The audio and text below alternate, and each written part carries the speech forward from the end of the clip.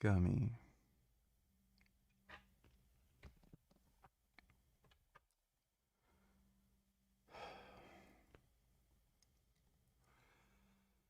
Hello.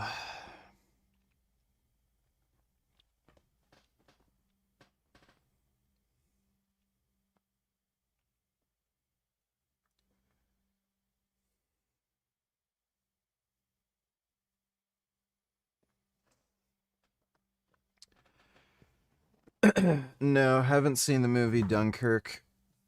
Oh, it's a piece of shit. Any war movie that has a PG-13 rating is fucking garbage, so never seen it.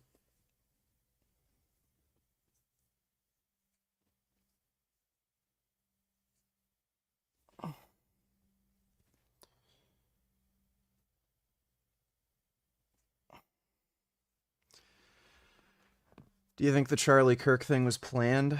I don't know what you mean by that.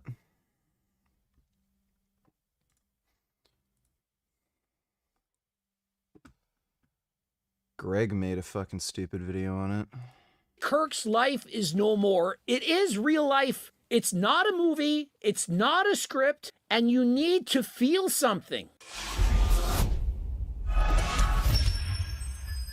Coach Greg, in a horrible day in the world of, well, in the world, Charlie Kirk was murdered for simply being a Christian conservative. He was very polarizing. He got into debates with a lot of people. Some people love this guy, others hate. Isn't it a little too early to even say that? Like, has the shooter, like, has a manifesto from the shooter even been found? Or has he spoken?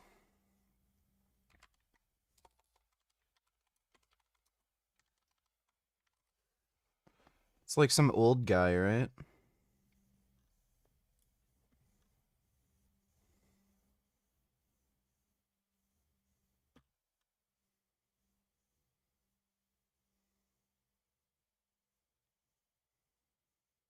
Suspect has not been identified. I thought it was like a 70-year-old man.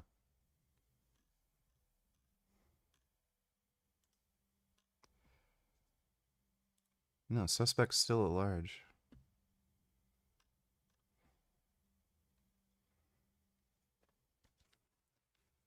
No, the old guy was released, the shooter's gone. Oh. Yeah, so they don't even know who the suspect is? Why would Greg assume anything when they don't even have a suspect?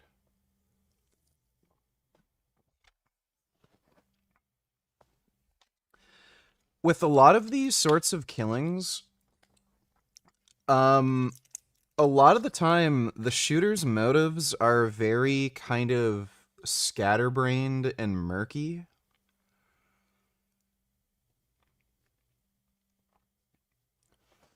So, yeah, the person who shot him very likely isn't some left-wing Hassan Piker type who didn't like Charlie Kirk because he was Christian and doesn't like trans people. Like, it may be like the Trump shooting, where the guy was clearly a Republican conservative, but was just mentally ill and wanted to commit some sort of assassination against a politician. That guy was planning to actually kill a Democrat, but it just happened to turn out that Trump was going to be right near his town, so he just decided to try to take out Trump. So I don't know why you would assume anything like that when the shooter's still at large. Yeah, and Groypers don't like Charlie Kirk.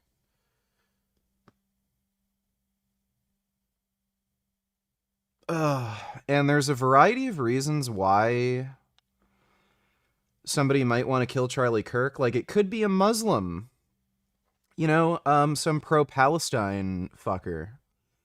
And the person might actually be conservative fundamentally. It's just that they didn't like Charlie Kirk for his advocacy for Israel.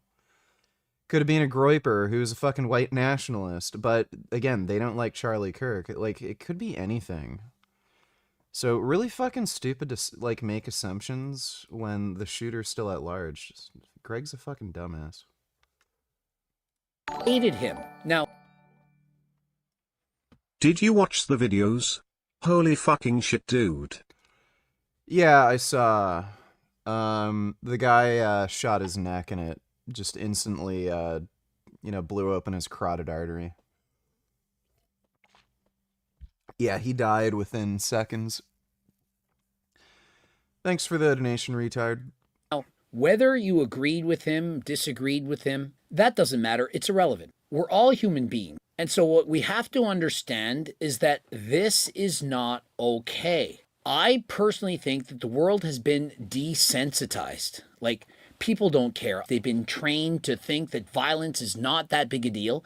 And following violence, people are quick to go into the comment sections and make fun of them or say they deserved it or that they're happy about something. Like, can't people put themselves in other people's shoes? Imagine what it's like for his family, his kids, his loved ones, his friends, or anyone for that matter. And so this is beyond awful. Like, I don't have words. And this happened a few days after that incident in the subway. The things that man did to her neck, and she passed away perhaps a minute later, that it was racially motivated. The fact that the news only covers certain stories depending on the narrative that wants to be pushed. If it's a certain type of person or a certain color of skin, there's going to be one narrative, and if it...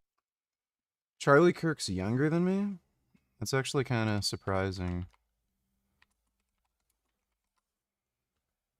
Yeah, he's 3 years younger, or no, well, 2 years younger than me. 2 years and a few months, I guess.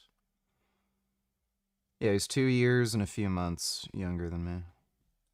If it's another color of skin, a different narrative. We're all the same inside. I don't care if you're black or you're white or you're brown or you're green or you're blue, if you're male or you're female or you're transgendered, if you're gay, if you're straight or whatever. Like, how does it matter? We're all people, and murder is wrong. Now, perhaps I get demonetized for saying the word murder. If you're a kid, you're watching this video, you shouldn't end somebody's life. It's not okay, it's not cool, it's not funny, it's not something to brag about.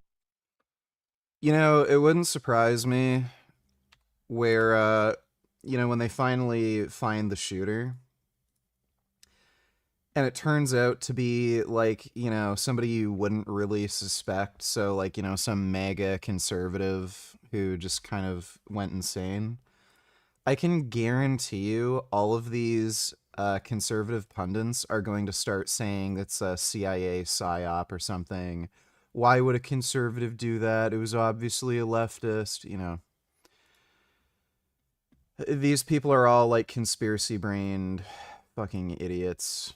And I mean, like, again, you can just look at the Trump shooter, and a lot of the people still deny the Trump shooter was right-wing conservative.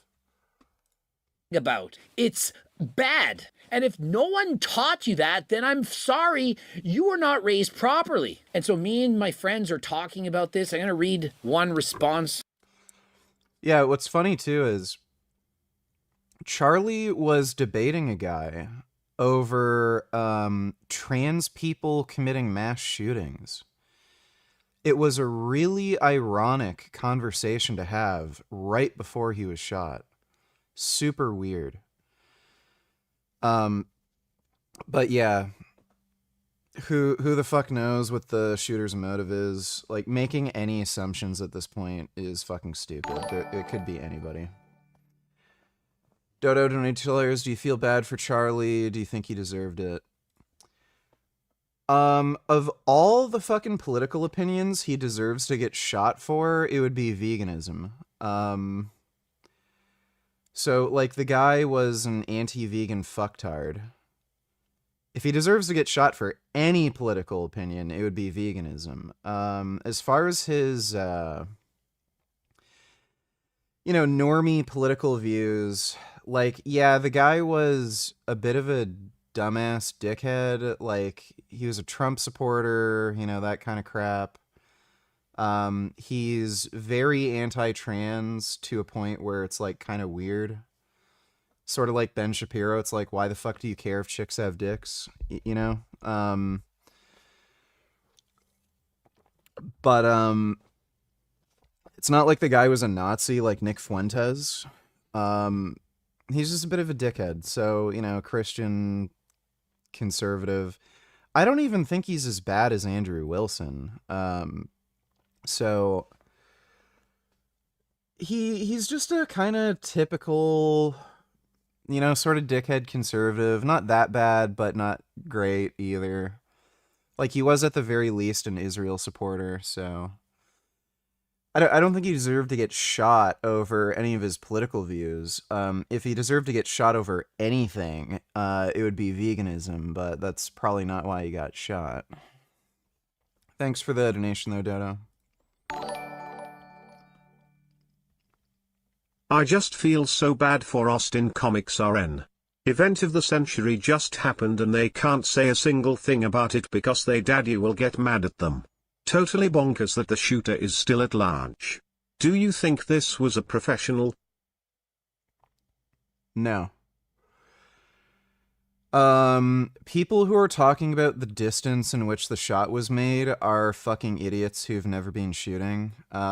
It's been estimated that the shot was from about 200 yards away. That's an extremely short distance. Anybody could make that shot. You don't even need like any kind of like scope or red dot sight or anything. You could easily make a shot like that with a decent pair of irons. So that's a pretty short distance away.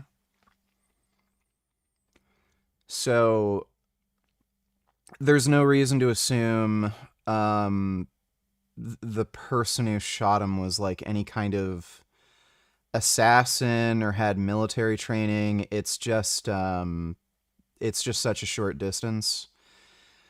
Also, if you're gonna assassinate somebody, you would aim for the head.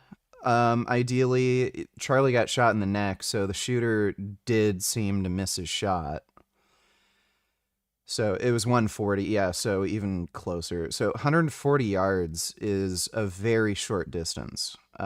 People who are saying, oh, how could anybody, oh, this was a professional hit, they don't know what the fuck they're talking about. Like, no fucking clue.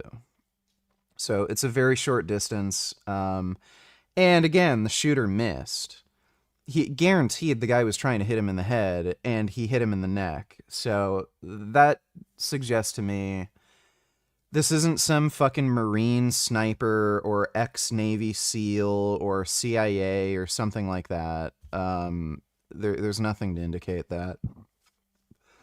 I'm sure the person was a recreational shooter or something, but yeah, no, there's nothing to suggest they're like ex-military or some professional hitman or something. Thanks for the donation, though, retard. I'm not so much impressed by the distance but that he has evaded law enforcement up to this point. Seems extremely difficult. Buddy, police are fucking retards. So, no. That doesn't surprise me. Police are dumb. So, you make the shot, make a quick exit, change your clothes, act like nothing happened. Yeah. Stuff like that happens all the time, by the way. There was a huge fucking terror attack and shootout, I think in either in the UK or France or something a while back. There were at least 5 Islamic terrorists involved in some like bombing or something. They evaded the police like 2 or 3 times. And there was a manhunt for them for weeks. So it happens all the time. It's not necessarily difficult to evade the police. It's just that a lot of criminals are stupid. Thanks for the donation, though, retard.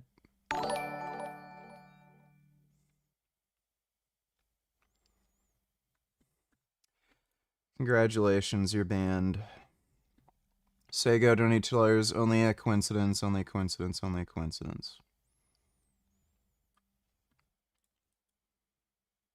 Jewish communities have been pushing the exact kind of hatred against whites that they claim to want people to stop using against them. Now, I don't like generalizations. Not every Jewish person believes that. But it is true the Anti-Defamation League was part and parcel with Black Lives Matter. It is true that some of the largest financiers of left-wing anti-white causes have been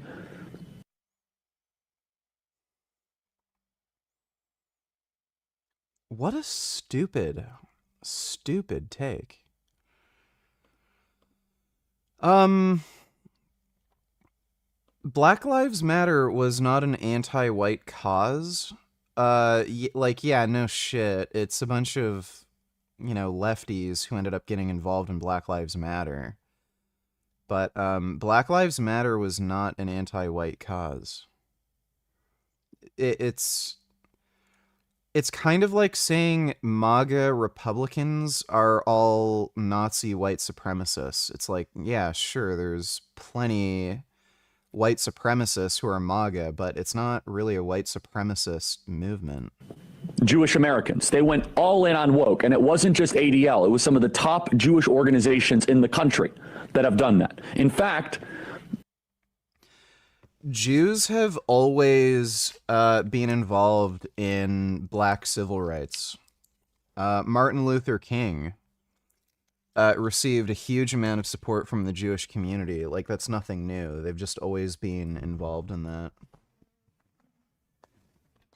Yeah, but here we go. Oh, the Jews did it. Yeah, I get it. Hilarious.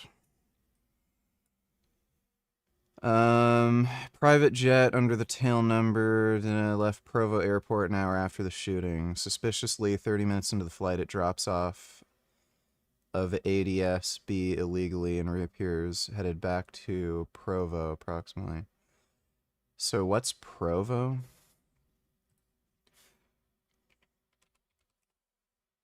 There's no way. There's no way in my mind that the shooter would... Provo, Utah? What? She thinks the shooter just fled to Utah?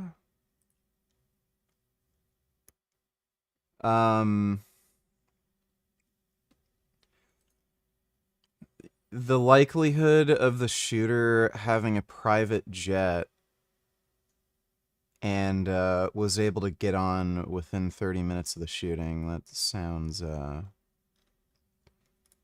nonsense.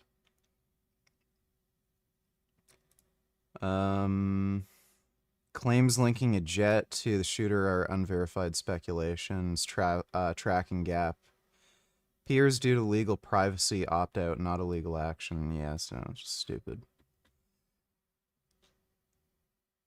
Thanks for the donation, Sego.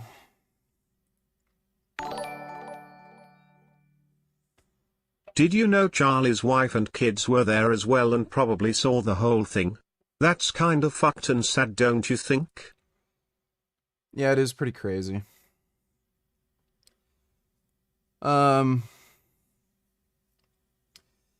Yeah, I don't think anybody would have seen that coming. Pretty surprising. Thanks for the donation, though, Fag and Sons Law Firm. Did you see the video of the shooter sprinting on the roof like a Naruto character? No, I didn't. Let me see if I can find the video. Shooter. Charlie Kirk shooter sprinting.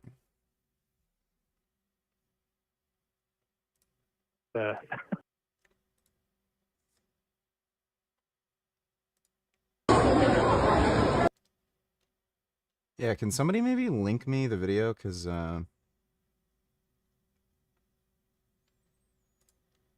a TMZ article.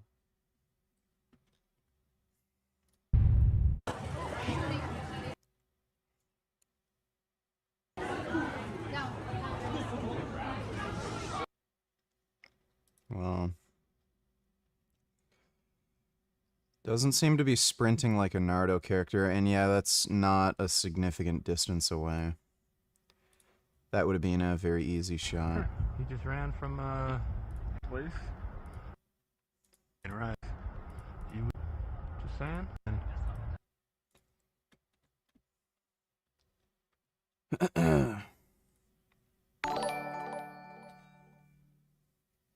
Flapjack, donate tillers. Oh look, I know it's everywhere across the internet right now, but I need to fucking know, what is your take on what happened? How did you fucking react to this? Literally been waiting hours for you to come live and hear your take. Any leads on suspect? As far as I know, there's no leads on any suspects. 2 people were arrested, but they were later let go. So, suspect is still at large. As far as whether I think Charlie Kirk deserved to get assassinated, no. At least not for his political views. Like, he's not a crazy white supremacist, fascist, like Nazi ideologue like Nick Fuentes, so it's kind of strange to me that anybody would be pissed off enough at anything Charlie Kirk says to go out of their way to kill him. He's not that bad. Like, he's a bit of a dickhead, but he's not that bad. He just has some, like, basic bitch, you know, Christian conservative takes.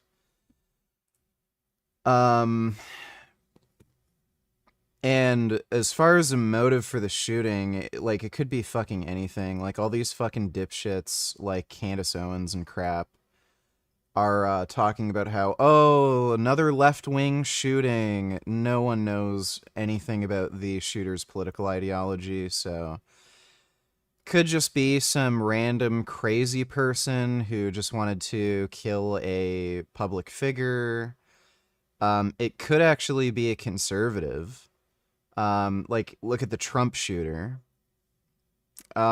Usually people who commit these kinds of killings are just kind of unhinged and they don't have any very clear, solidified political motive. So you can only speculate, but, yeah, the people who are rushing to claim it's some pro-LGBTQ leftist, they're just fucking idiots. And, they're just trying to politicize the issue before they even know anything about it. Thanks for the donation, though, Flapjack.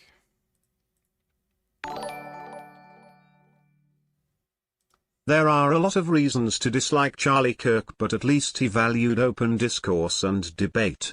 I wish I could have gotten the chance to debate him on veganism before he was tragically killed. R.I.P. Well, he had 2 vegan debates, and he lost completely and utterly, and he was so embarrassed that he tried to delete and hide at least one of those debates. So, mission accomplished. Thanks for the donation, though, Ben Boy.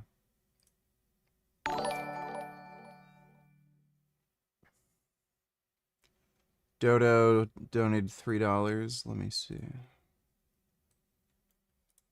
Yeah, I'm sure this is going to be great. Kirk has been shot.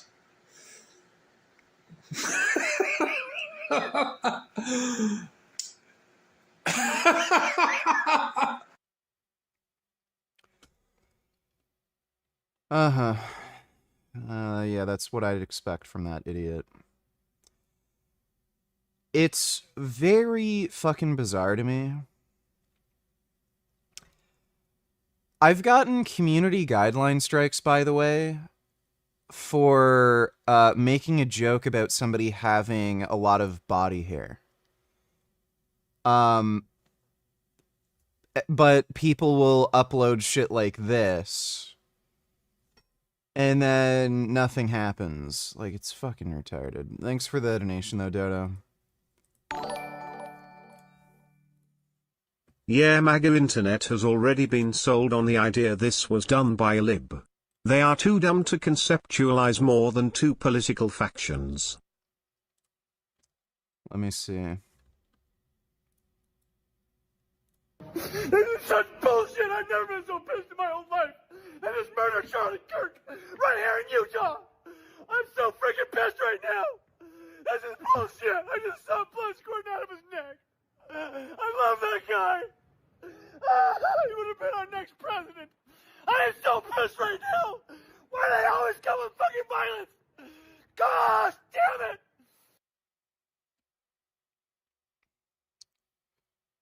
It's a very, very weird reaction.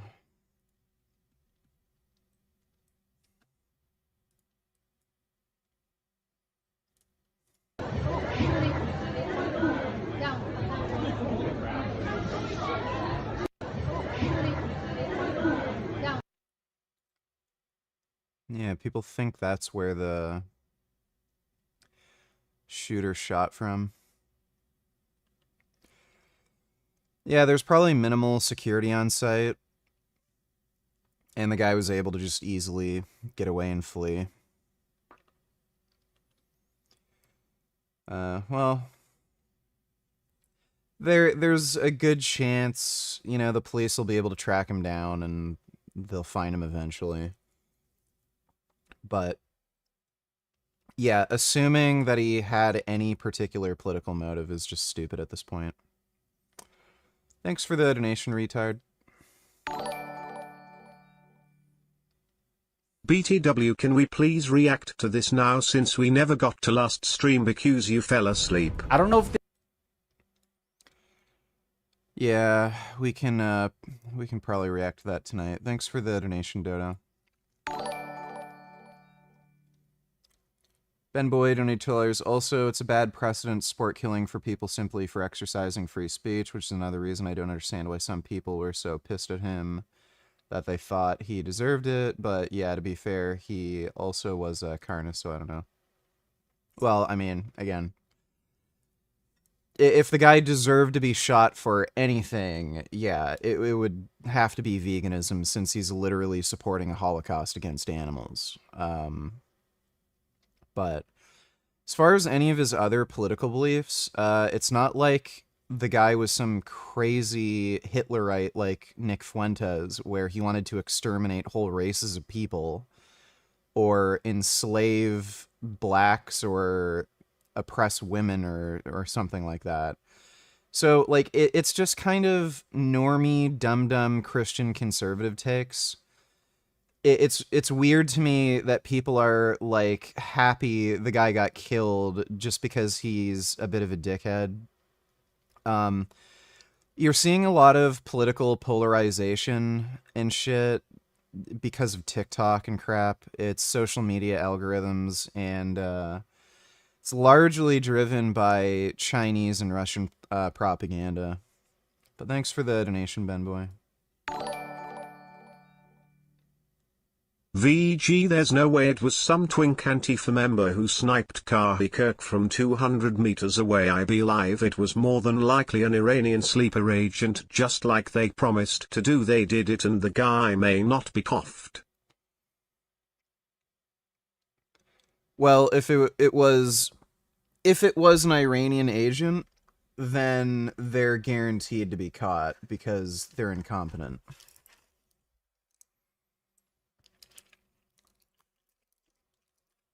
I'm not saying it's impossible, but it seems unlikely that Iran would go through the trouble of assassinating Charlie Kirk. Wouldn't say it's impossible, but unlikely. Like, Iran has tried to assassinate American political figures that are critical of Iran, but I'd say it's unlikely. And again, the shot occurred from a very short distance away, and the shooter did technically miss. I'm assuming they were aiming for the head, and they missed, and they hit his neck. So, again, the likelihood that it's some trained assassin with military experience, pretty unlikely. But thanks for the donation, Dodo.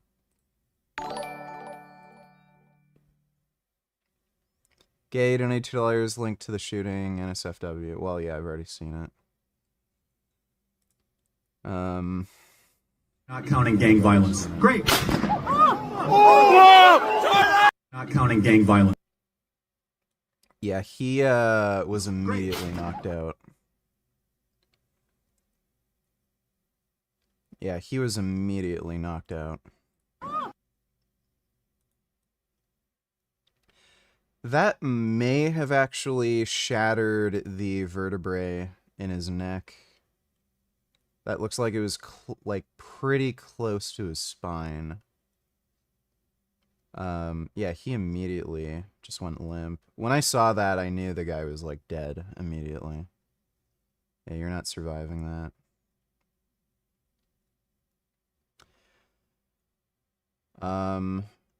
I'm assuming he got shot probably by a 5.56.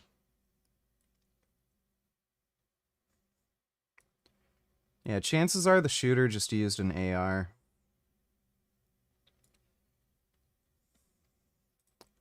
Thanks for the donation, Gay. Ben Boyd, donate $2. So many lefty tards are already blaming guns. Predictable.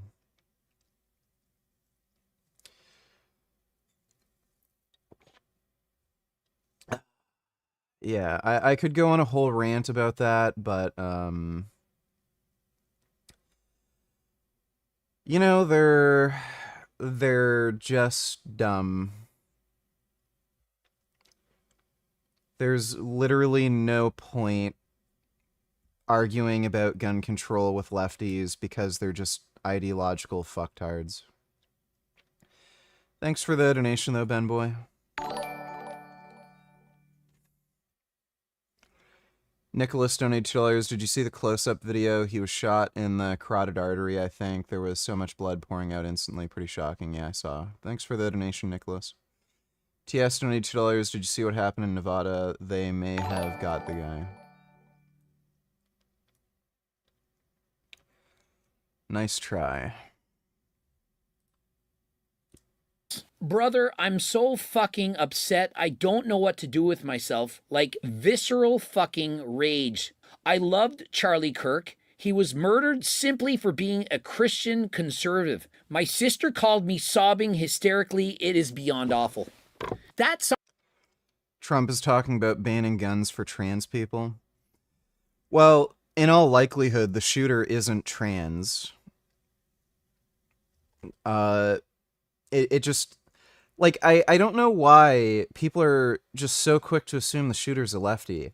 For one thing, who's the... Like, what political group is, one, interested in owning firearms, and two, actually spends the time and practice to use a firearm to be comfortable enough to, you know, commit a shooting? Yeah, it's conservatives. So it's so stupid to ban guns from trans people when, like, you can look at most gun violence. It's usually just linked to organized crime, and most criminals aren't fucking left-wing. So... Yeah, and, like, you know, I'm sure when the shooter, you know, turns up, it's not going to be a trans person, so, like, what... It's so dumb. Like, there's so few trans shooters. It's just... You know, it's just, you know, more hating on trans people for no reason, and it's kind of fucked up that the firearms community is supporting it, because these are the same people who have always been paranoid about the government banning guns on the basis of mental health, because they assume they're just going to use it to ban guns from everyone, or they're going to institute some mental health requirement to own a firearm, and then it's going to effectively ban guns from most people. But yeah, here we go. Oh, when it's trans people, oh yeah, sure, why not?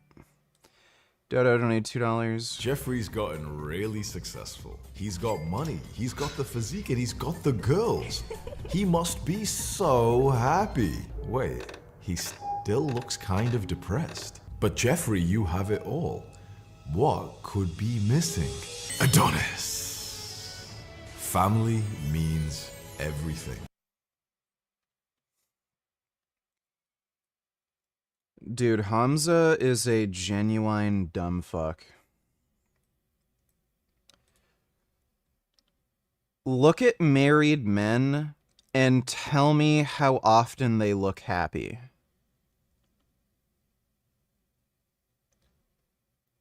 Like it is so fucking stupid to advocate for men to get married and have children.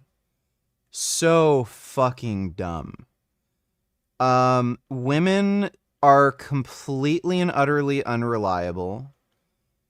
They're very fickle. And as soon as they sunk their claws into you, guess what? They're gonna do whatever the fuck they want. They're gonna treat you like shit. You know, like, I've seen it all the time over and over and over again. So many married men just end up being miserable because their wives end up discovering that they can do whatever the fuck they want, and then they just do stupid, dumb shit. So find me a married man that's actually happy. They're few and far between. Also, just based on, like, especially what triggers depression in men, it is so fucking weird to assume getting married and having children is going to make a man more happy. Depression in men is often linked... Yeah, you people still haven't fucking figured it out yet, huh? So, depression in men is often linked with, feelings of powerlessness, an inability to control the world around you. Like, when you're dealing with a crazy fucking woman who kind of has these power advantages over you because she can take your kids away, or she can take half your fucking money and your house and crap, and she ends up, like, overstepping a lot of bounds, like, that's going to trigger depression in a lot of men. Like, these sorts of relationships are bound to trigger depression in men. And it's just because, like, you're putting a woman in a position where they can get away with so much fucking shit. And on top of that, it's just the human condition. We want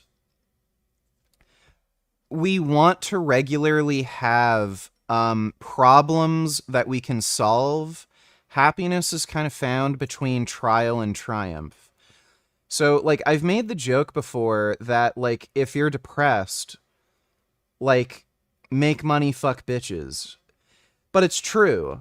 Making money and fucking women is a task that requires some amount of effort and difficulty and discipline.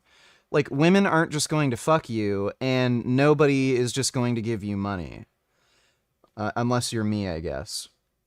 So, having these daily little battles and struggles where you can enact your will to, you know, make money, there's always these little problems that you can solve, and there's always ways to, like, make more cash, and it gamifies life and there's a reward at the end. So there's always, like, this trial and this perpetual cycle of trial and reward. Same with women. If you're casually dating or having, like, semi-serious relationships, you know, so, like, maybe every few months or every couple years you get a new girlfriend or something, you go through these cycles where you kind of have to put yourself out there, attract women, and then you have, like, this new women and you find some new romance, and, like, it's not a hedonic treadmill. That's not what the hedonic treadmill is, you fucking idiot. So it's like that's where happiness is found for a lot of men. It's these little battles, it's these trials and triumphs, and when you're married, well, what the fuck is there? you're stuck with a woman who is probably over time going to be more and more bitchy because she's going to figure out that, oh, I can get away with this because if he breaks up with me, I can steal half his fucking money and I can take the fucking kids and I can make his life shit. Versus, again, having like the prospect of new romance where with a woman who hasn't gotten to that crazy fucking wacko brain yet. And you have to like stay in shape, you know, wear nice clothes. So like this is just such stupid fucking advice. To Adonis. Even though he has had so many problems with his parents and his siblings, Adonis knew that the priority of life is his relationships. And so this is coming from a guy, by the way, who does nothing but casual dating. So on his path of self-improvement, Adonis did not simply level up his work and his fitness and his love life, but also his relationship to his family as well. The big idea. Again, this is coming from a guy who has nothing but casual relationships. And his last girlfriend broke up with him because he's a lazy, complacent slob. Hamza's a fucking idiot. I can't stand him.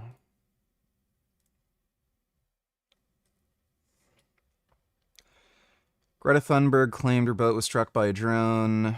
Tunisian authorities confirmed there was zero drone activity in the area. Turns out crew member set off a firecracker, blamed a drone. I can guarantee you that was deliberate.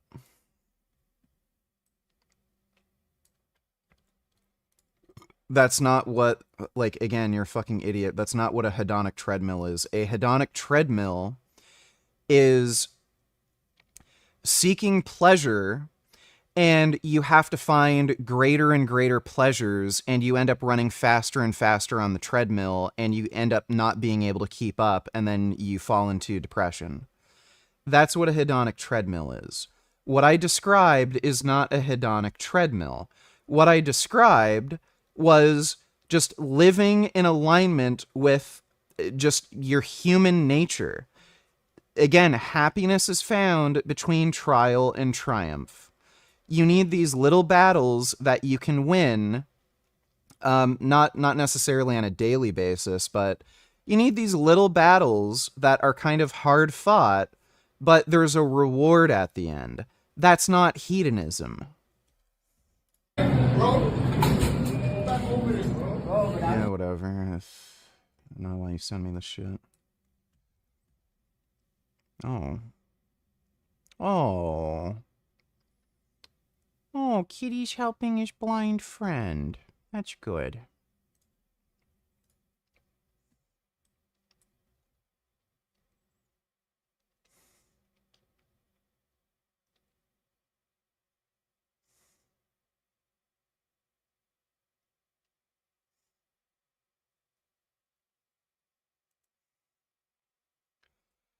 Yeah, this is why I'm glad I don't go to a commercial gym. Like, what a dumb bitch. Wouldn't it be great if you're working out and, like, some fat fucking bitch, like, just with no care and consideration, just bumps into you and then you destroy your fucking shoulder? Could you say a few words about the falling out on the one hand of the Saudi Arabia and the UAE on the one hand and Qatar on the other? Are you moving toward a resolution of that situation? It's not a falling out. It's just we don't want to have anything to do with them. The Qataris, since the mid-90s, have been sponsoring radicals. They have been inciting people.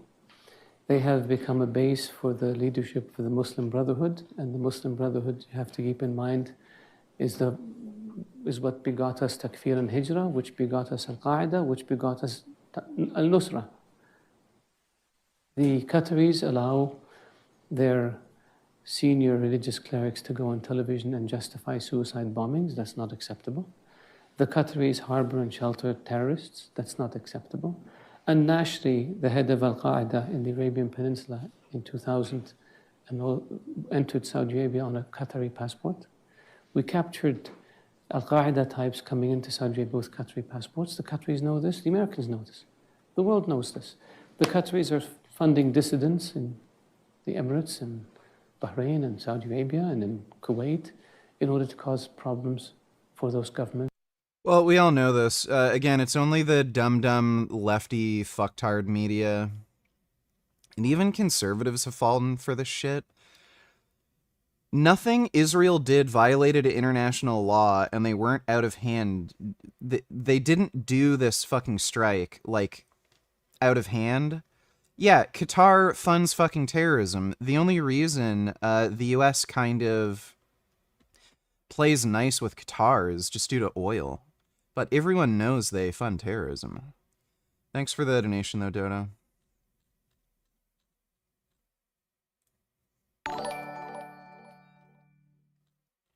I actually live in Salt Lake City and it was very windy today.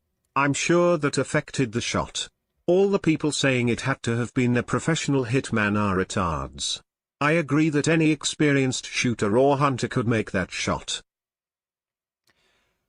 From that distance, you're not going to get any wind deflection.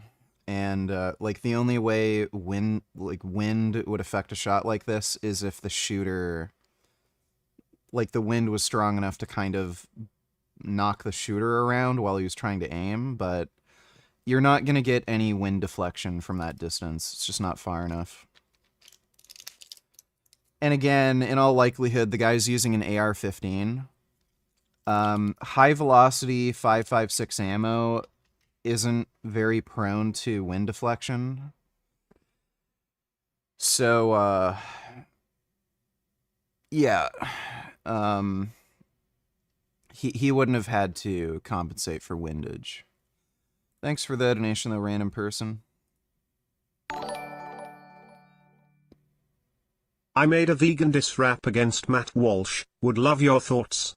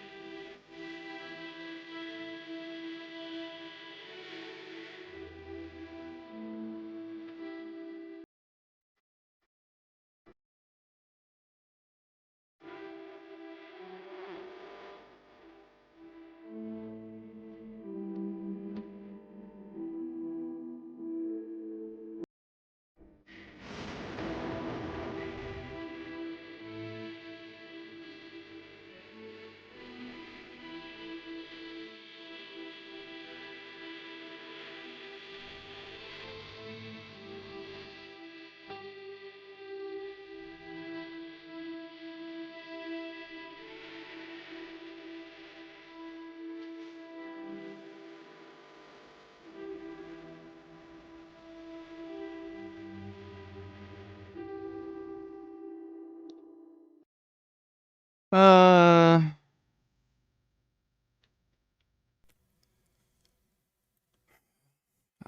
not really into rap music.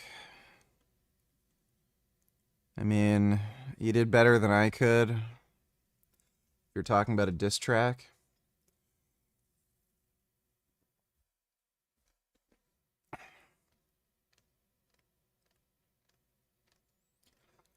Feel like you could have taken a lot more opportunities to kind of insult Matt's critical thinking skills. It's one critique I could make. But yeah, I'm not really big into rap or diss tracks. But, you know, looks like you put some good effort into the video, so thanks for the donation though, Cold Poison.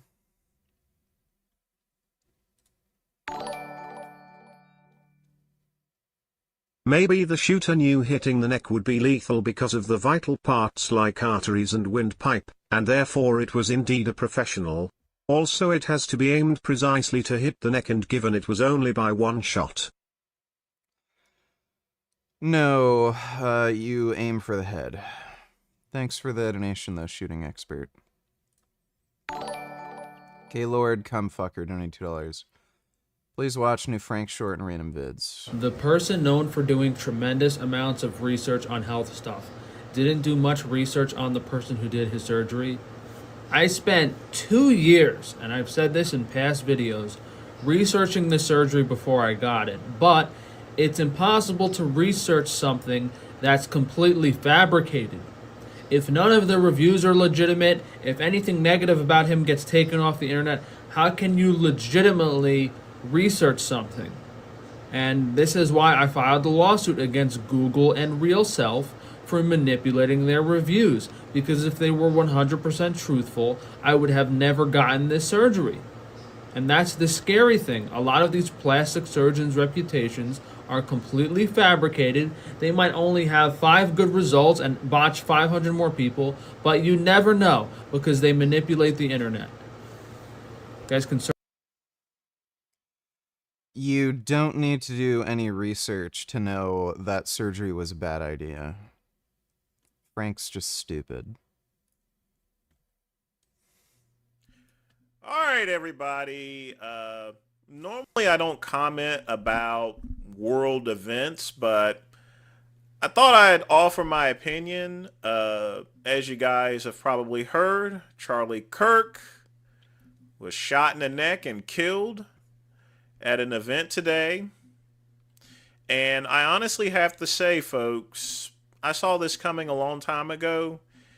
I've talked about it on my live stream about these polemists, these political pundits, the Nick Fuenteses, the Sean Hannitys, the Rachel Maddows, the Anderson Coopers, the Black Lives Matter activists, and all these other people that fan the flames, get people angry and upset just in order to make money, in other words. Regardless as far as whether you agreed or disagreed with Charlie Kirk, and I've heard a lot of his speeches. I've seen him on TV and see the stuff that came out of his mouth and stuff like that. And he was very eloquent. He was a great speaker and everything. You know, he made millions of dollars, 3 multi-million-dollar houses and stuff like that. But at the end of the day, folks, sometimes, and it happens unfortunately too often, that someone just wakes up and chooses violence. And they decide that today they're going to go after someone that they hate most. So, like I said, there are millions of people in the United States. All it takes is just one person that is so pissed off that they go and decide to take action. They decide to wake up and choose violence. That day came from Charlie Kirk. Like I said before, the people, the Ben Crowders, the Nick Fuenteses, the Rachel Maddows, all these other pundits, these BLM activists and stuff that go and just, you know, they try to polarize, knowing good and well that half of the stuff that comes out of their mouths is just pure nonsense. They just simply do it for money. Now, the great one, myself, whenever I'm doing my live streams, most of my stuff is for comedic purposes there, you know. And at the same time, I try to give you guys advice as far as life is concerned. And you got to remember, folks, in life itself there, you do have to weigh your words, but you have to understand that with those words comes responsibilities here. Now, we do live in a First Amendment society, but at the same time, you can't yell fire in a crowded theater. And, you know, you earn what you earn in life. You know, a lot of things that I've said, I've gotten doxxed for, you know. But that's the risk that I take whenever I do live streams and when I speak. And whenever I do live streams, I may get static for even this video that I'm making. But I accept that, you know. Charlie Kirk accepted it and all these other people accepted it. But I think some people just had complete ignorance as far as to the consequences of it there, literally speaking. Whenever I worked as a corrections officer, I understood the risks that were in place there. And I think the problem with some of these pundits is they think that, well, because of the First Amendment and stuff like that, and all I'm saying is words, you know, nothing's going to ever happen to me. And that's in history. One of the most common things I see in my work is people who are... Oh, boy. That's going to be retarded. Okay, we can react to that later. Thanks for the donation, Gaylord Cumfucker. Can we please react to that iDubbbz video now before we forget it? I'm not going to forget it. We'll react to it in a bit. Thanks for the donation, Dodo. Ignacio donated $2.16. Bro, I'm happy to see an animal cruelty promoter being shot. Would be nice to see Rogan, Saladino, other retards going down the same way. If you come to Vancouver, I can do high quality physio, OMT on you. Take care. I don't know if I need any kind of physiotherapy. But thanks for the donation, Ignacio. Forgot my namification, donators. My bet is that it was a citizen of Utah, like a never Trump conservative person, probably someone from a city or town nearby. Someone who would the area more the most. I think he meant would know the area the most. I think that would explain why they were able to escape the area. I can't guess their age. Well, again, just because of the nature of the shooting, they're more likely conservative leaning. But I'm sure we'll find out eventually, you know. And yeah, very likely a person from the area. Thanks for the donation, though. Forgot my namification. How did you first find out Charlie Kirk was shot? Also, should we let Poland nuke Russia? Saw YouTube videos about it. Let me see. 50 this month. Okay, we'll react to that in a minute. Thanks for the donation, retard. Do you believe Jesus existed? I'm sure there was some gay, long-haired hippie preaching about peace and love in the middle of the desert 2,000 years ago. So yeah, to some extent. Thanks for the donation, friendo. Maybe the shooter knew hitting the neck would be lethal because of the vital parts like arteries and windpipe, and therefore it was indeed a... Yeah, you already sent that. Thanks for the donation, though, shooting expert.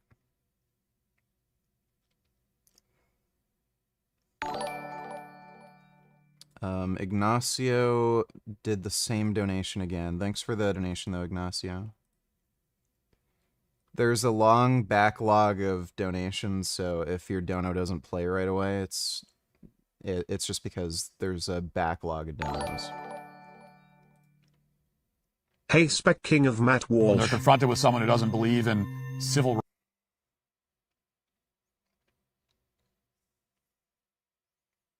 To Kill a Mockingbird is racial propaganda? Okay, we can watch that later. Thanks for the donation, Dodo. TMK donate $2. Trump says, knock it off. To my great fellow Americans, I am filled with grief and anger at the heinous assassination of Charlie Kirk on a college campus in Utah. Charlie inspired millions, and tonight, all who knew him and loved him are united in shock and horror. Charlie was a patriot who devoted his life to the cause of open debate and the country that he loved so much, the United States of America. He fought for liberty, democracy, justice, and the American people. He's a martyr for truth and freedom, and there's never been anyone who was so respected by youth. Charlie was also a man of deep, deep faith, and we take comfort in the knowledge that he is now at peace with God in heaven. Our prayers are with his wife, Erica, the two young, beloved children, and his entire family, who he loved more than anything in the world. We ask God to watch over them in this terrible hour of heartache and pain. This is a dark moment for America. Yeah, if God loved him so much, I don't know why he let him get shot. So that's a little weird. Charlie Kirk traveled the nation, joyfully engaging with everyone interested in good faith debate. His mission was to bring young people into the political process, which he did better than anybody ever, to share his love of country and to spread the simple words of common sense. On campuses nationwide, he championed his ideas with courage, logic, humor, and grace. It's a long past time for all Americans and the media to confront the fact that violence and murder are the tragic consequence of demonizing those with whom you disagree day after day, year after year, in the most hateful and despicable way possible. For years, those on the radical left have compared wonderful Americans like Charlie to Nazis and the world's worst mass murderers and criminals. What does this have to do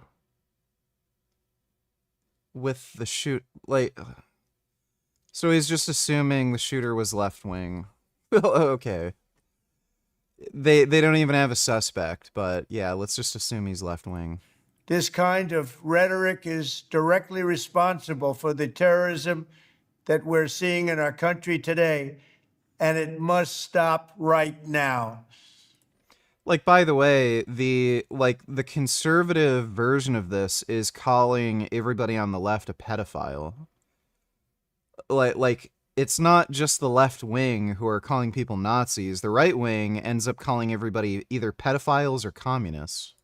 My administration will find each and every one of those who contributed to this atrocity and to other political violence, including the organizations that fund it and support it, as well as those who go after our judges, law enforcement officials, and everyone else who brings order to our country.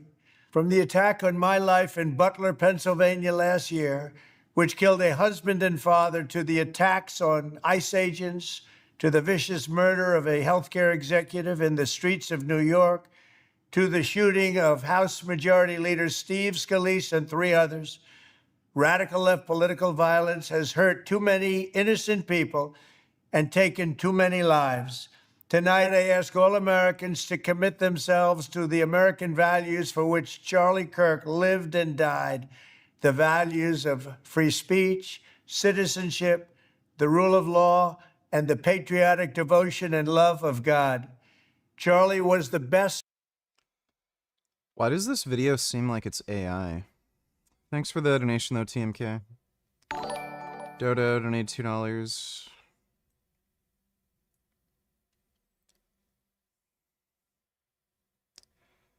Yeah, she would do that.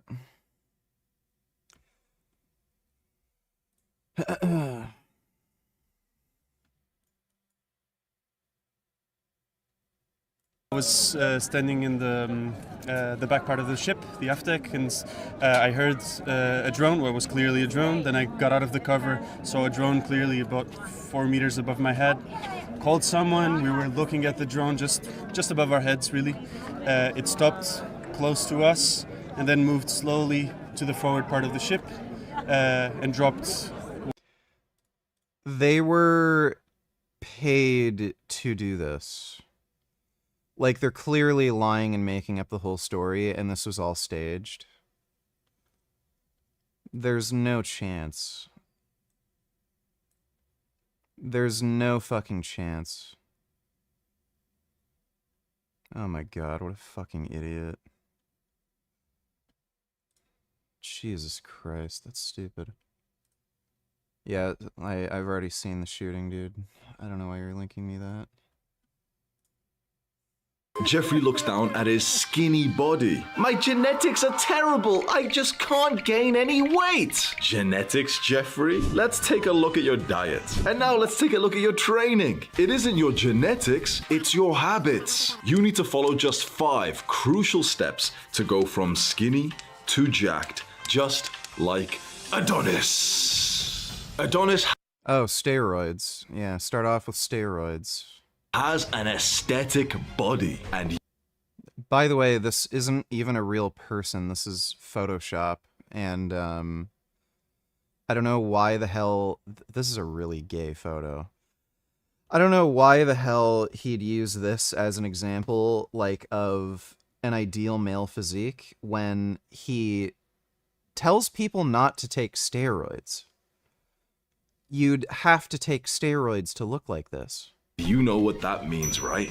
He gets to have the best life ever. Attraction from girls, respect from men, but most importantly, self-love. He's so proud of the effort that he has put in for over 10 years straight. His broad shoulders and defined muscles are the result of years of discipline. But Adonis was not born like this. He did not have the perfect genetics. It was not easy for him, but through hard work and discipline, if you look like that Photoshop creation, you have superior genes.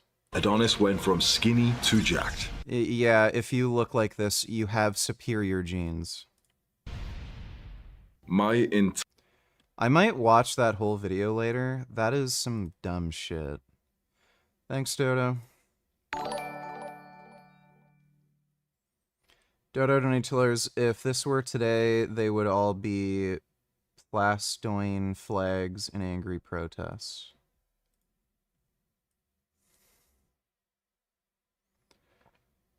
Yeah, I bet. Probably would be. I can't be racist to white people. I can't oppress the oppressors, so You think white people are the oppressors? Oh, for sure. Nigga, we was slaves for I don't know. I don't need to listen to brain rot.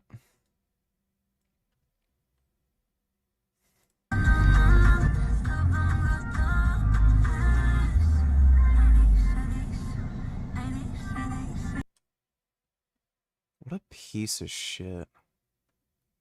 Yeah, I wish I could run them over. Jesus I'm for annihilating Palestine. Why? I don't even understand why people do that. You can bring them to an animal shelter. You can literally post an ad on Craigslist or something saying, pick up my cat that I don't want. Like, they're pieces of shit. Because they are Satan-worshipping terrorists. You believe in Satan? Islam is worship. Do you believe in Satan? Yes. Why? You believe in God, you believe in Satan. Why do you believe in Satan? Because he's God's favorite angel. How do you know? Who fell from heaven. I thought you were a Christian. I'm not a Christian. So how do you know about Satan falling from heaven? That's Jew. He follows on. Oh, you're Jew? No. Islam is based on... So how do you know what Satan did? Yeah, whatever. Don't care. So an average citizen makes a 550-foot shot using only one bullet. He leaves the scene with his rifle and nobody on this bustling college campus sees him. Not one camera captures him. This was a professional hit by an Slepper agent, no doubt VG. That's great. Thanks for the donation, Dodo. If you look at that Trump video, it's two layers. The outer layer is either AI or pre-recorded. The inner layer is actually Trump. What's real is his head and the inner suit. The outer suit, arms, and hands isn't natural. Okay, I'll take your word for it. Thanks for the donation, Nil. Here is the post-dark souvenir made about Charlie. Uh-huh. Well, he's a fat retard. Thanks for the donation, Dodo. And I want to celebrate by donating $100,000 Yeah, you know what? Fuck Greg. of non-lethal aid to Ukraine. My friend Johnny Rogers runs Help Is On The Way UA. A special message from him is that here's what went down regarding Poland. Overnight, Poland detected more than a dozen Russian drones crossing into its airspace.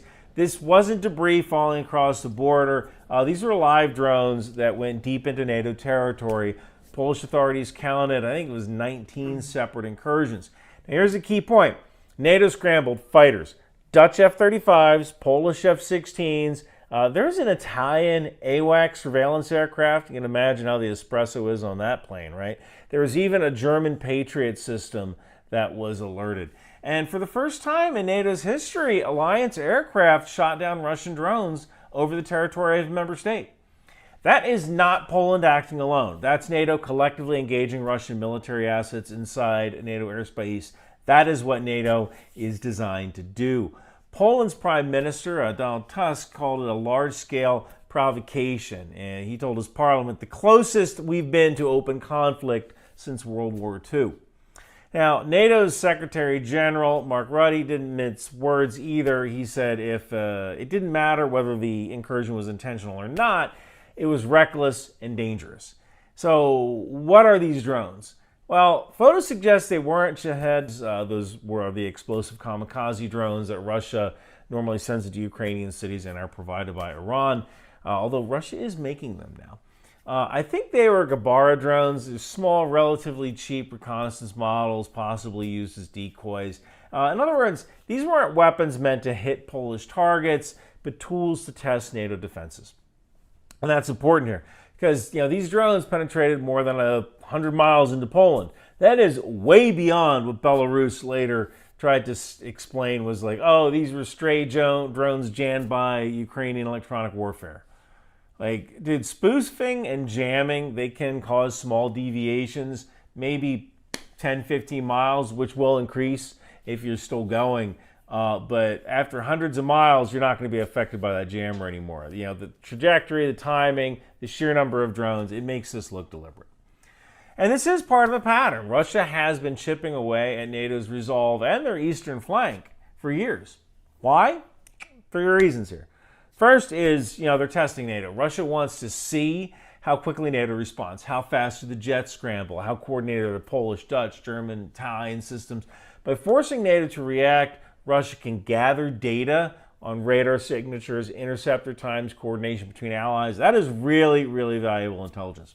Second, political pressure.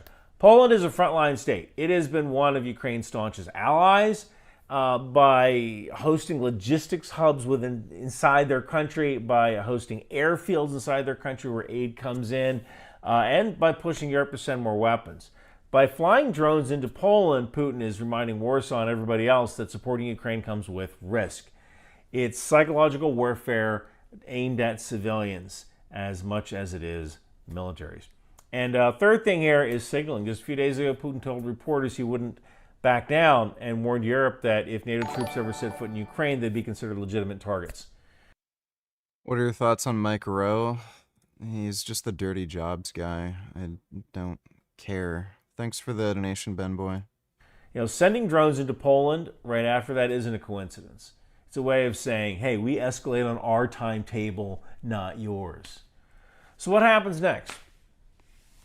I mean, Poland invoked Article 4 of the NATO treaty. It's not the famous Article 5. It doesn't mean we're going to war. The attack on one is an attack on all.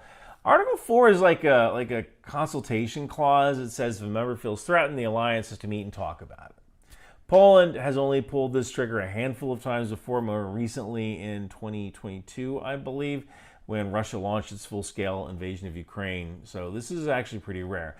In practical terms, NATO isn't going to go to war over these drones. Article 4 just means closed-door meetings, tightened air patrols, maybe new deployments of defense systems to Poland, probably air defense systems.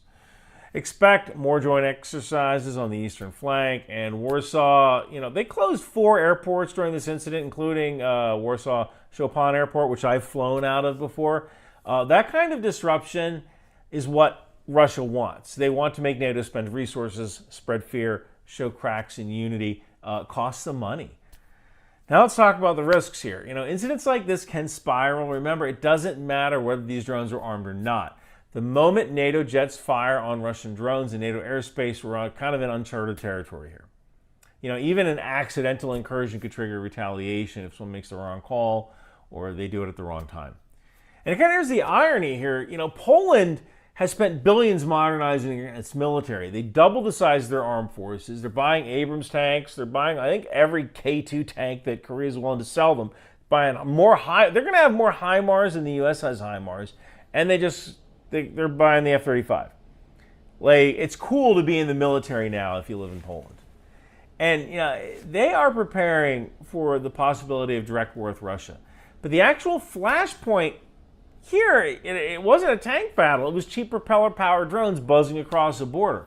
And that's kind of like modern warfare. You spend billions of dollars buying all this fancy equipment for a jet to shoot down something that costs $20,000. So here's the bottom line. This wasn't an accident.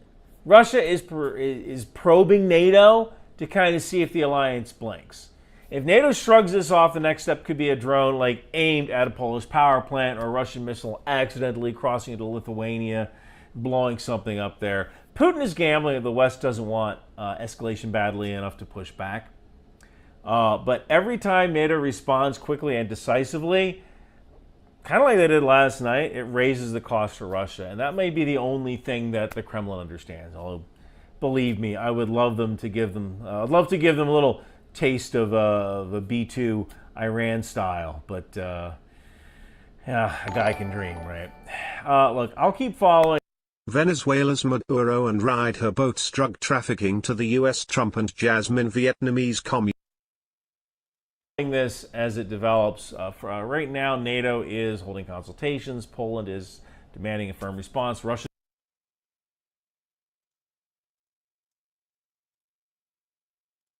Charlie Kirk has been shot and killed while speaking at a university in Utah. We are hearing from President Trump. He is on his Truth Social platform saying that Charlie Kirk has passed away. Well, I'm certain that I'm not telling you anything you don't already know. I woke up to about 8 texts saying exactly the same thing. Just in case you don't, Charlie Kirk was shot in the neck. I think that this is going to be our generation's JFK moment. In fact, the footage does very much look like if JFK was filmed in 4K. I've got to say, off the mark, I don't think that that's happening in any other country. I think that you would have to go to a very desperate third world nation before you're seeing this level of violence on a daily level. I mean, the day before, we were thinking about doing a video of the guy that walked into the train and just slashed some woman and walked out. This is 0 days and counting since last senseless political death. I count the other one as political. This one, I mean, shot under his banner that says, "Prove me wrong." I guess they did with physics and bullets. This is quite a bizarre phenomenon that comes specifically out of the United States. If you are from the United States and watching this, just so you know, the rest of the developed world. Yeah, it's because of Chinese and Russian propaganda creating political polarization and radicalizing people. It's all targeted towards the US. It doesn't behave like this. We have our nutbags. We have our psychopaths. But they become historic folklore because of how rare... What's going on with Stefania? Are you still flirting with her? Don't say it's none of my business. Speak retard. It's just fine. Everything's just fine.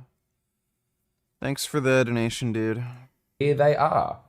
This, I can already see it in the commentary, is coming out as yet another, oh, Charlie Kirk got owned in this debate. This is how it seems to be seen through the paradigm immediately. There will always be the token, oh, I don't agree with violence. It seems to be as empty as saying hello to a member on the street when you bump into them. This is a cliche. Maybe not in the United States. Maybe you actually do have to be reminded of that. But it seems like that's always the first thing. I don't condone any violence. And then there will be a heap of commentary after that, either pushing a political point, which will be something about banning guns, or the fact that there's too many psychopaths in America and we need to do something about the mental health crisis.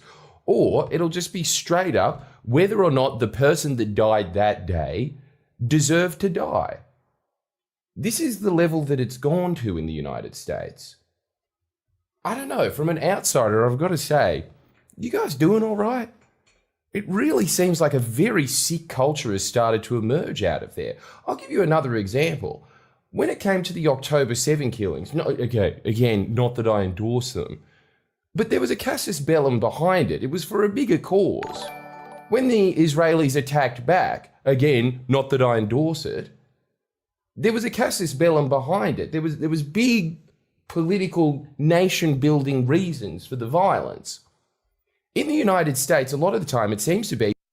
I'm sorry? What? The October 7th attack was religiously motivated. What is he talking about? It was religious ideology. What? This guy is a pro-Palestine fucktard, by the way. What an idiot. Jaquavius Cumberdale donated $2. Hi, can we talk on Discord about what? Thanks for the donation, dude. Hey, this person pisses me off on Twitter. I guess it's got the flavor of politics to it. It really seems like there's a lot of death that's happening now for bizarre, abstract reasons that really just boil down to, oh, not this person on my feed again. Obviously, maybe it's because I am a political commentator that has had an assassination attempt on me, so I feel a level of empathy. Yeah, it's kind of strange how he said all this, like, oh, why is political violence so common in the United States?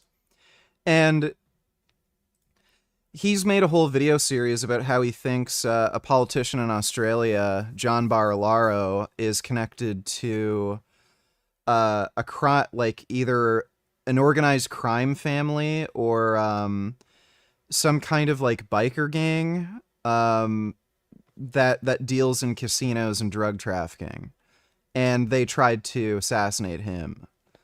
So it's like, okay, doesn't seem to be unique to the United States then, does it?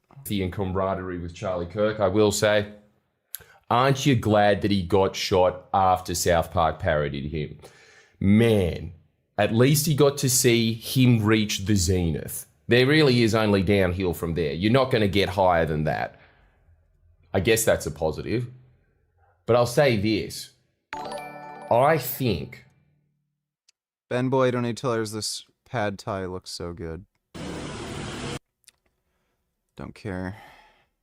That in Australia, you would have had to have gone to the absolute depths, the peripheries. I'm talking about those forum sites before you had someone, when someone tried to do an assassination attempt on me, before anyone in Australia was saying, good, that guy deserved it. Now, that has changed since, and I have seen a lot of these same figures say it, but at least we had the convention to just leave it at, this is a bit too far. Now, granted, a lot of them said it through gritted teeth, but I will credit the Australian public for saying that political violence is probably not a good idea. I think that, honestly, apart from that cliche... That is absolute horseshit. Look at the amount of pro-Palestine fucktards in Australia. They were all cheering on the October 7th attack, and he's one of them. In this fucking video, he literally tried to justify the October 7th attack. So, like, this guy, fuck you. This guy's a fucking idiot. Friendly Jordy's is a fucking moron, dude. Rights for foreign narco-terrorists who are not American citizens The very first thing that comes to mind is not a rational argument. It's not a clever retort. Instead, they simply ask, have you read To Kill a Mockingbird? After the Pentagon blew up a boat full of drug traffickers last week, J.D. Vance immediately celebrated the bombings on social media. He wrote, quote, killing cartel members who poison our fellow citizens is the highest and best. Quavis Cumberdale donators about Charlie and some things you said about hair loss, which you added before.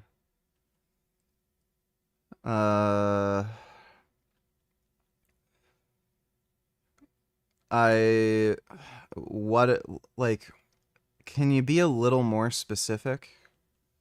Like, what about Charlie and what about hair? Like, I don't care about hair loss. But, what about Charlie Kirk specifically? Thanks for the donation, Jaquavius. Best use of our military. And then when someone suggested that the White House had committed a war crime, Vance replied simply, I don't give a what you call it, which is a great response. As you can imagine, there were quite a few replies to J.D. Vance's post. The vast majority were positive. People are tired of seeing overdoses in their families and their communities. They recognize that foreign drug traffickers operating international waters aren't entitled to any due process under our Constitution. But not everybody was thrilled with Vance's reply. In particular, a fellow member of the Republican Party, Senator Rand Paul of Kentucky, unloaded on J.D. Vance, and there's a specific portion of his reply that needs... Yeah, dude, I'm not even joking when I say Australians are, like, some of the dumbest people on the fucking planet. Like, if you're, like, about to watch a video and then you notice they have an Australian accent, just turn it off. It's not worth listening to. ...to be discussed at some length. Here's what Rand Paul wrote, quote, JD, don't give a Vance says killing people he accuses of a crime is the highest and best use of the military. Did he ever read To Kill a Mockingbird? Did he ever wonder what might happen if the accused were immediately executed without trial and representation? What a despicable and thoughtless sentiment it is to glorify killing someone without a trial. Now, if you had to classify this form of argument, you'd call it an appeal to authority, or an appeal to fiction, really. And this is when, to bolster your point, you cite some established expert or legal case or study or something like that. But in this case, instead of citing anything with any substance whatsoever, Rand Paul cites To Kill a Mockingbird. And he wonders whether J.D. Vance, the Vice President of the United States, has ever read the book. That's the kill shot in Rand Paul's foreign policy argument. Now, just in case you're one of the 10 people in the country who was not forced to read this book at some point in your life, I should make it clear that To Kill a Mockingbird is a work of fiction, and it's written at a child's reading level. Middle schoolers and high schoolers are the main audience, and even children, when they're ordered to read this book, which nobody ever would have read it if not for the fact that everyone is forced to read it, but even they generally understand that it was written by some random woman who invented a story in her head. It's not a documentary. It's not a textbook on constitutional law. It's certainly not a manual for how to approach drug cartels. It's a dumb story, and not an especially well. To Kill a Mockingbird is not a dumb story. It was a commentary on racism in the United States. Well-written one either. Now, Clem, don't need tillers, turn this off, faggot, I dare you. So I've just arrived at Val's house, and I am in the look Val put together the other day. So it's an 80s look we're doing, if you can't tell. This is Martha. And yeah, I'm gonna be wearing her hair today. Oh girl, this is the fair. How good is it? This swimwear moment. The fact that it's so V, it elongates your torso.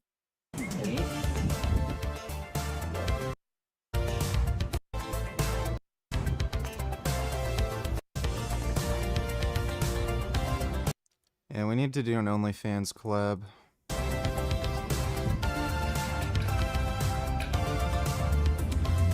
Successful! It's a cute butt. It's a butt. Activewear! Oh my god, it's so good, Steph. It's a butt. No, we're going the wrong way. Isn't it up there? Seriously? I used to live up the road from here. There we are. Oh my god, oh my god. So vegan, we love it. Alright, thanks for the donation, Clem. Now, it's true that for generations, To Kill a Mockingbird has always had the full backing of every establishment institution in the country. Every school and government relentlessly pushed the book on young people as soon as it was published in 1960. It won a Pulitzer within a year of its release. A group of librarians in Britain declared that To Kill a Mockingbird was just as important as the Bible. This book was force-fed on everyone, just like that U2 album that Apple installed in. Yeah, I've said this before. I'm pretty sure Matt Walsh is a racist white supremacist. There's no particular reason why you'd have a problem with the book To Kill a Mockingbird. None whatsoever. I'm not going to bother watching the rest of this. He's just a racist retard. Getting healthier. So do you want to date Stefania or just have a casual relationship with her? Are you into plus-size girls that wear tons of makeup because I previously thought you weren't? Wasn't your last relationship a plus-size girl? They're eating animal-based, avoiding seed oils, processed sugars, and they feel better, and their LDL cholesterol goes up, and they go to their doctor, and the doctor says, "What are you doing? You need to stop what you're doing." And their doctors have made it sound like they are going to drop dead tomorrow. On this week's podcast, I spoke to cardiothoracic surgeon Dr. Philip Ovadi. A guy who's overweight and is gonna probably die of a heart attack. Yeah, he has some different views on cholesterol and statins than most cardiologists. They have been brainwashed. Weird. So the majority of doctors who know what they're talking about, say low cholesterol is good, and this one overweight dickhead says, "Oh no, cholesterol's fine." Yeah, you can have high cholesterol like me. You can be overweight and not exercise and eat like shit just like me, and you'll be fine. That all LDL is bad. But I think that the narrative is much more complicated than simply lowering your ApoB. Nope, it's not. If you have higher ApoB, you have higher risk of cardiovascular events and cardiac death. It's very straightforward. You know, the whole concept that you can reduce heart disease to one number is just foolhardy, right? This is a complex, complex disease state. It has lots of things that influence it. And, I just kind of shake my head thinking, how in medicine did we think that this one number was going to tell us everything we needed to know about heart disease? Yeah, it's based on randomized trials, you fucking idiot. I was a PA in cardiology before I went to medical school, and that we were myopic. When I was working with cardiologists, they were very intelligent, well-intentioned people, and they literally would mime to me, think here, right? Think in the... What makes you think Stefania makes more money than you? Where are... I don't care. Think in the heart box, and if there was an LDL above 120, that person goes on a statin. And now it's even almost above 100 for a lot of people. And there are these guidelines. And again, I've heard you say this and I really appreciate it. A lot of this is more contextual than people believe it is. And Western medicine seems to me to want to... It's not. Higher ApoB raises risk of cardiovascular events and cardiac death. Treat it as one size fits all. And that just doesn't seem to be the case. But right now there is a growing, I think it's grown a lot, but there is a growing fear or... You donate $2. Hello, my fellow Americans. I just heard the news about Charlie Kirk. I just want Americans to know that communism and the socialism and the leftism is a mental illness. It believes in violence. Probably wasn't even a communist who killed Charlie Kirk. Like, again, no one knows who the shooter is, so... Did this guy know he was scamming? Yeah, that guy tried to you. I had a feeling. I couldn't really tell. It hasn't been to do a deal that big.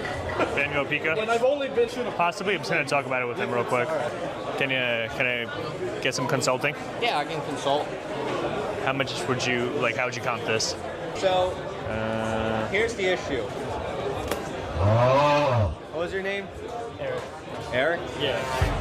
What did you tell him about this card before you gave it to him? Nothing. Okay, Eric here is trying to scam you. Bruh. So, if you see this big crease bend right here, you see that? Nah, I didn't see that yet. You can see how this card's indented. Eric knows this. He's just not saying it. So watch, he's gonna be like, whoa, I never saw that big crease right there. Ah, just trying to sell it to Pokeshawn. Darn. Yeah, that guy tried to I don't know, I don't care. Anti-Zionist leftist.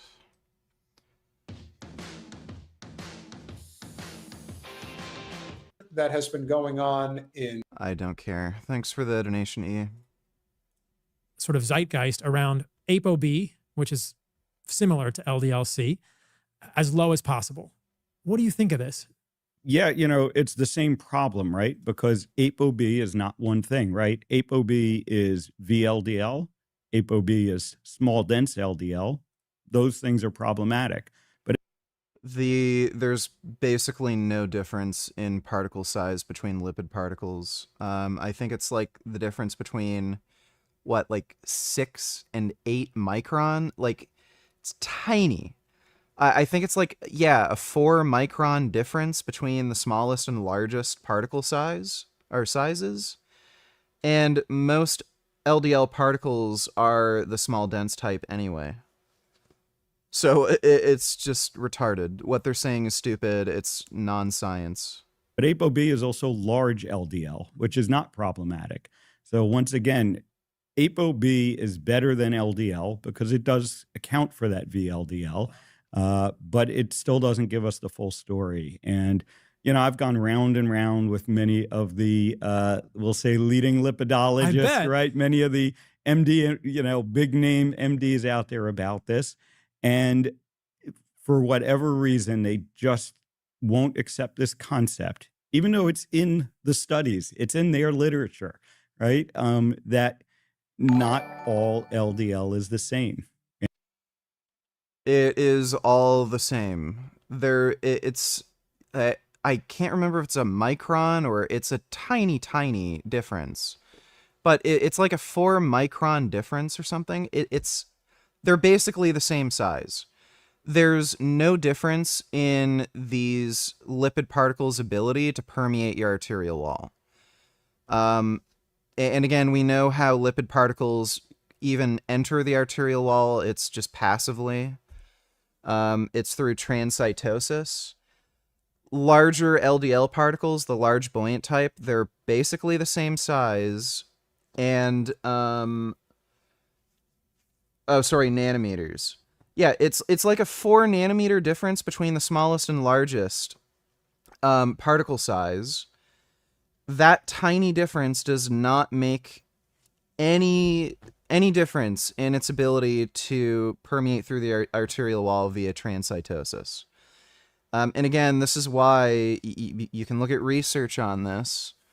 There's no research suggesting the large buoyant type are safe and the small dense type are the dangerous kind. And again, about 80% of your fucking your lipid particles are going to be the small dense type anyway. So I'm not even bothered. Like, this is just a waste of time. This is just children talking about retarded shit they don't understand. Whatever, you get it. Like, they're just dumb. Trank Tifano donated $3.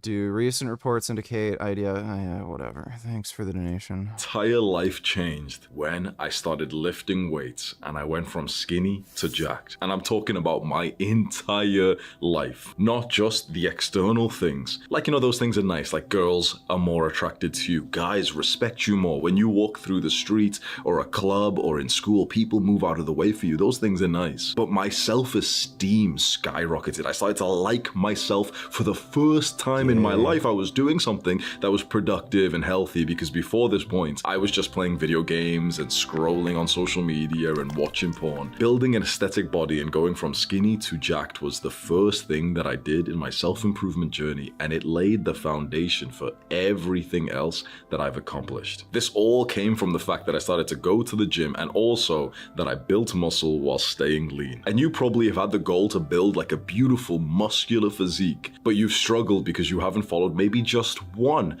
of the 5 steps that we're going to cover today. Number 1, clean bulking. When you've searched for fitness advice online on YouTube and TikTok, there's a lot of people who'll tell you to not bulk. Bulking means to like eat more calories, but rather to just maintain your calories and just grow muscle slowly. They'll try and sell you on this idea that you can just stay lean, keep a six-pack forever, and keep gaining muscle. All of these YouTube videos was always the same.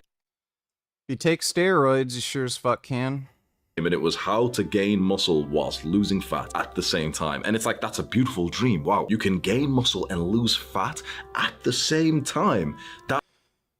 You can in fact do that. I did it.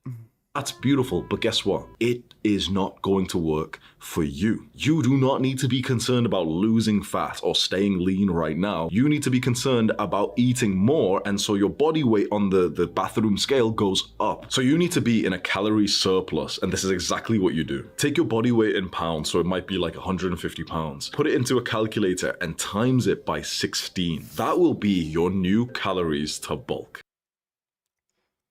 That is an incredibly unreliable way to determine the amount of calories you need to gain weight. That's going to give you a calorie surplus where you're going to gain weight because of this calories that you've just like put into the calculator. And that...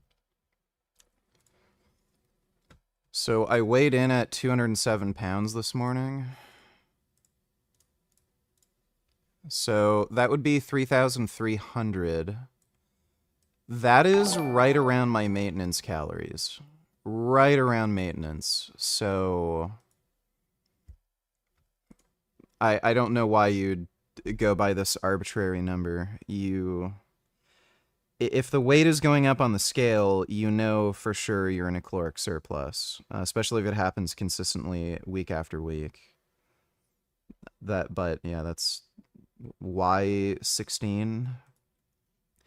Rat Saladino donated $2. What the heck? Wait, she's pregnant too? Oh my god, what is this? Oh boy, this is bad. They're inhaling it? Oh, this is horrible. And it even says in the caption, she went in 3 times to actually feel fully covered. So this is the worst idea ever. And she's pregnant and her baby's getting exposed to all these things. Look, I'm not gonna tell anybody what to do, especially a pregnant mom, but I feel like these spray sunscreens are the new secondhand smoke in general. You're definitely gonna be inhaling it the whole time you're in the sunscreen machine. And according to a recent study, which is pretty big, applying sunscreen didn't even prevent skin cancer.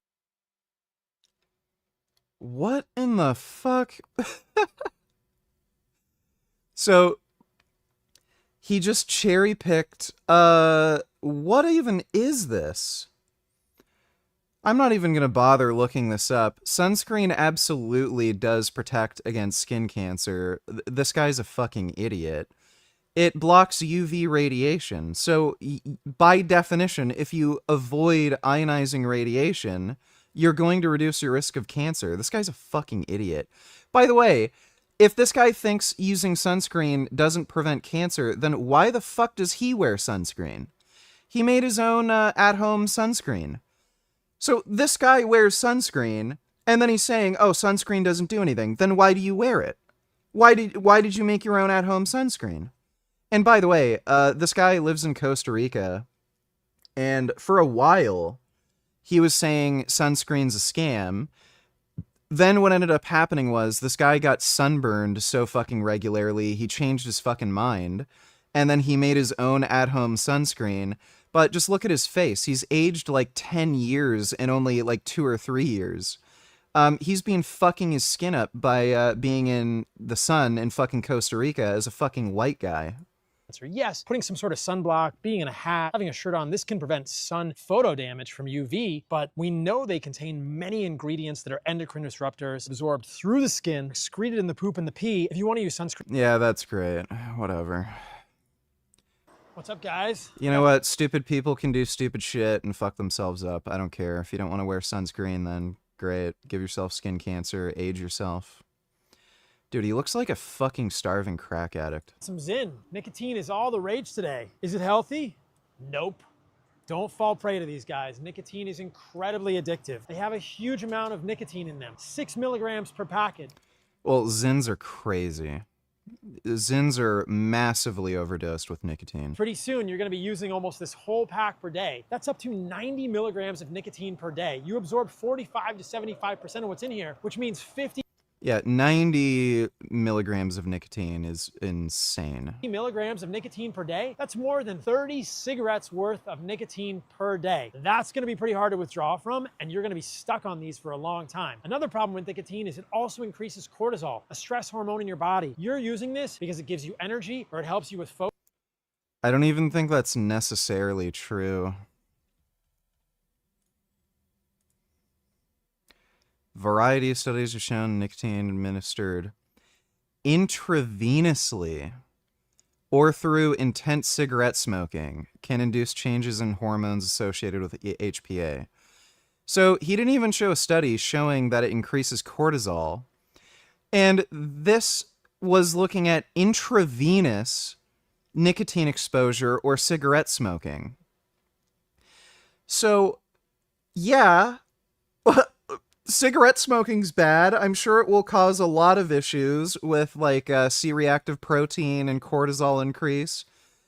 Who the fuck is injecting nicotine intravenously?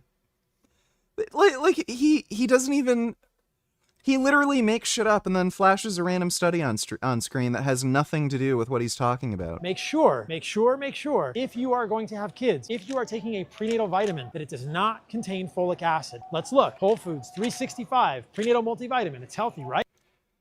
Women absolutely need to make sure that they have adequate folic acid levels. Otherwise, they risk having kids with like Down syndrome. Nope. Folate, folic acid. It's in your prenatal multivitamin, bread, flour. It's in all sorts of enriched foods that you might be eating. This study found that higher levels of unmetabolized folic acid, a synthetic form of folate found in most prenatal vitamins, in umbilical cord blood in Black children was associated with a significantly higher rate of autism. Higher concentration of cord UMFA, but not 5-methyl THF or total folate, were associated with a greater risk of ASD in Black children. Yeah. Oh, there's another banger from Paul. Thanks for the donation, Rat Saladino.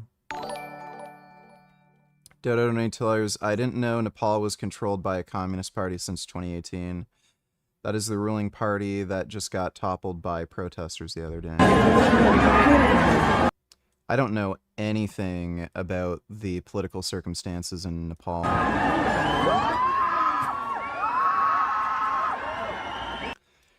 Well, that's good. Yeah, fuck communism. I cannot believe my eyes right now! The whole of Parliament is on fire! I'm not watching that. Well, good riddance to communism. Thanks for the donation, Dodo. Calorie surplus is going to be used to help you to build muscle and also get stronger when you're in the gym. A lot of guys think that they can just stay lean and they don't really have to eat differently on this journey, but if you are naturally a skinnier guy, you have to bulk. So what you need to do is to start eating more, but specifically eat clean, because there's two ways you can bulk. You can clean bulk or you can dirty bulk. Clean bulking is where you'll eat nutritious food and like real food, like for example stuff that you'll cook at home, rice with meat, maybe with some vegetables. Have you seen the Nina Hartley Shorty Mac vid? I'm not sure.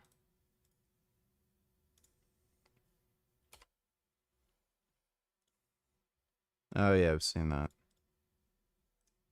vegetables. Like that kind of meal is a staple for bodybuilding. It's perfect. But then people take this too far. They think, okay, well, I'm bulking. I need to gain weight. I can eat more calories. So they start dirty bulking where they'll just eat anything. Pizzas and cakes and ice cream. And they'll say like, it fits inside of my calories, inside of my macros, so it's fine. It's not. You will literally feel worse. Your health will degrade. And also you won't get that boost in the gym that you will when you're eating clean and you feel extra kind of like light and disciplined. You want to eat as clean as you can and then eat at that calorie surplus, the body weight times 16. So for you, that might be 2,700 calories or 3,000 calories a day. Number 2, optimize your testosterone levels. The average testosterone of a guy in our generation is 400 nanograms.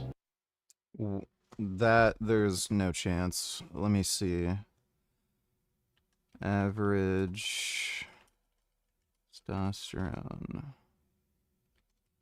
levels for men in 20s, I guess. So 20 to 24, 409 to 558, 25 to 29, 413 to 575. So it's not 400 apparently. That's according to AI overview.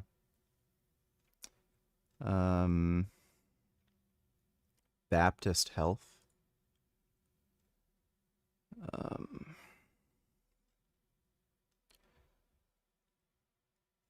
1,486 men. Age-specific middle tertile levels were 409 to 558, 20 to 24, 413 to 575, 20 to 29, 359 to 498, 30 to 34. I don't know where he got that 400 figure. He just made it up. Per deciliter. For our father's generation, it was estimated that it was about double that. And for our grandfather, I don't know where. Well, yeah, again, he's making it up. Fathers or great grandfathers, it might have been above 1,000. Yeah, he's making it up.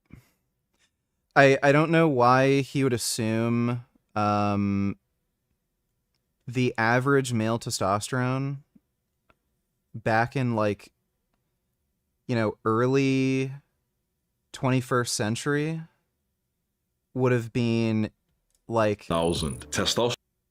Why would you assume that? So, by the way, my testosterone right now is probably around 2,000 because I'm on testosterone. There is no fucking chance in hell the average male testosterone in the early 21st century was 2,000. No chance. Everyone would be walking around fucking jacked. So my testosterone was 540 before I hopped on steroids. Again, it's about 2,000 now. You can look at the changes in my physique. There's just no fucking chance in hell. And especially considering people didn't eat as well. Food was way more expensive. People knew nothing about nutrition, and vitamin and mineral deficiencies were far more common. So the idea that the average male would have 2,000 nanograms per deciliter, that is fucking retarded. Oh yeah, sorry, 20th century.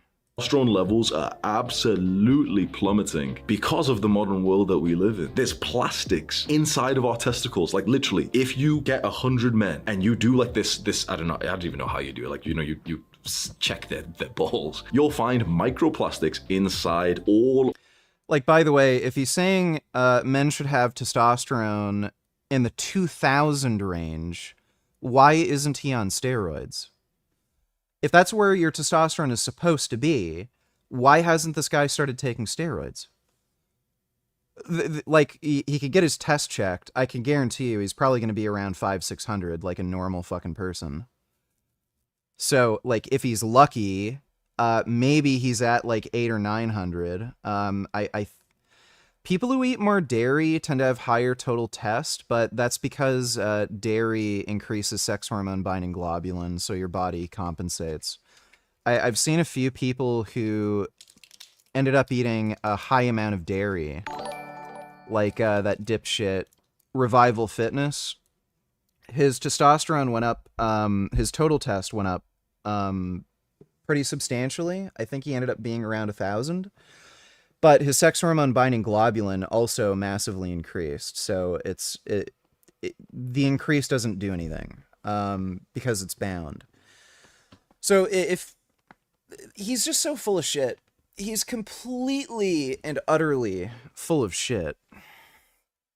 Rat Saladino donated $2. In the last 50 years, men's testosterone has dropped 30 to 40%. When your dad was your age, his testosterone crushed yours. Men, I'm talking to you. Your testosterone has dropped, it has plummeted since the time of your fathers. There's a way to get it back though, but you have to change the way you eat. I'm not sure if it's a 30... I don't think it's a 30 to 40% decrease. Male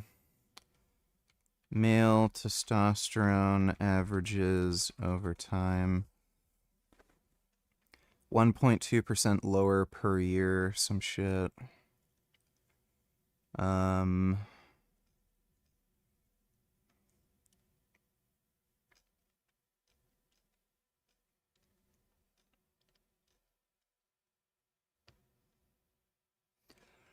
Oh, is this in fucking Nanimals or whatever?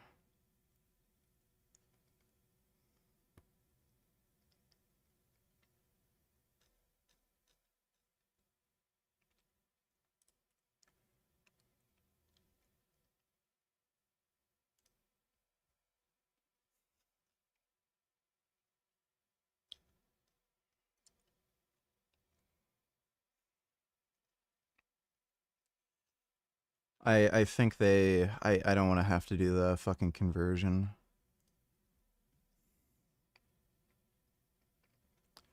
Routers.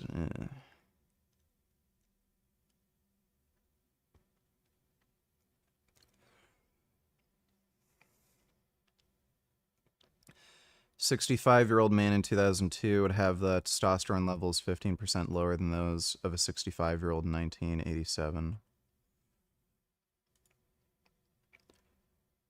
Yeah, so it's not 30 to 40%.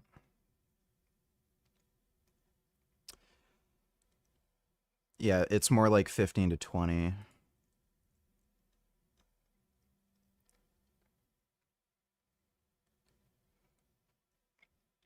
After controlling for confounders, including year of study, age, race, BMI, comorbidity status, alcohol, smoking use, level of physical activity, total testosterone was lower among men in the later 2011-2016 versus earlier 1999-2000 cycles. Mean total testosterone decreased from 605 to 567.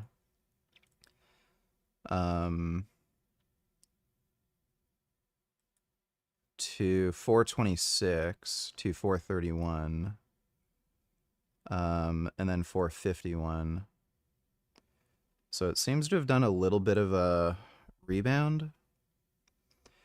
Elevated BMI was associated with reduced total testosterone. Yeah, no shit. I'm assuming it's primarily due to obesity, especially since it seems to be going up again. This is right around when GLP-1 agonist drugs started being used, so it's probably primarily obesity. Start with meat, start with organs, good quality Meat and organs do not raise testosterone. food, get rid of that garbage food, avoid endocrine disrupting chemicals, phthalates, fragrances, all the plastics in your life. Go in. This guy is smaller and weaker than he used to be before he went on carnivore.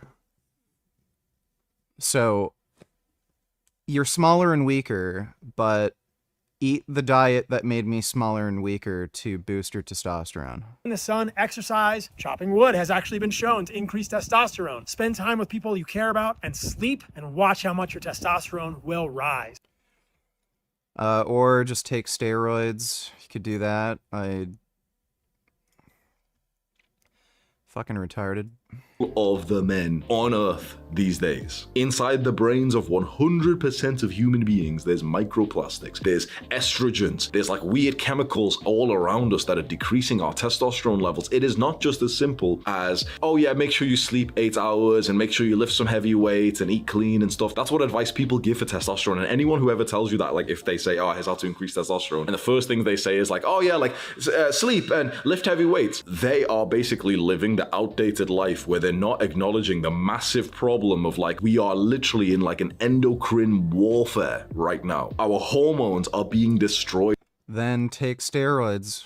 Because of our modern life. And I can sit here and tell you like, yep, it's your fault. Make sure you sleep more. Yep, it's your fault. Make sure you eat a little bit cleaner and make sure you lift heavy weights. Those things are still important, but chances are you're probably actually doing quite a lot of them. You've been trying to improve your sleep. You've been trying to eat cleaner. You've been trying to, go to the gym and be disciplined. The big thing that you're probably missing for your testosterone levels is all of these weird chemicals in the modern day. And so you need to research this more because you need to learn.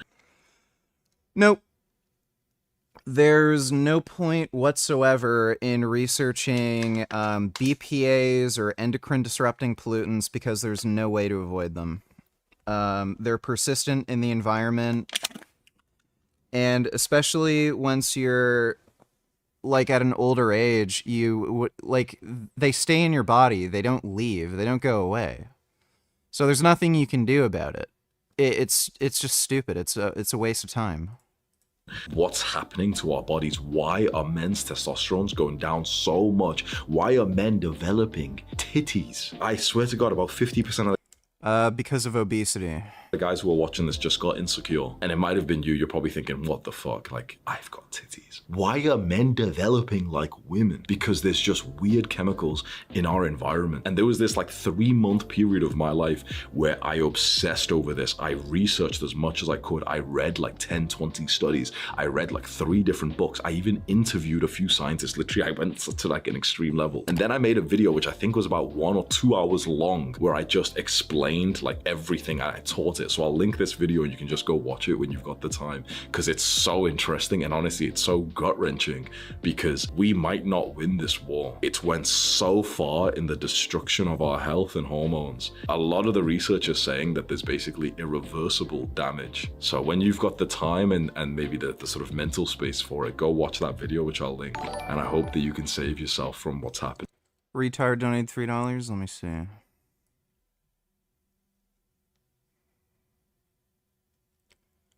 Okay.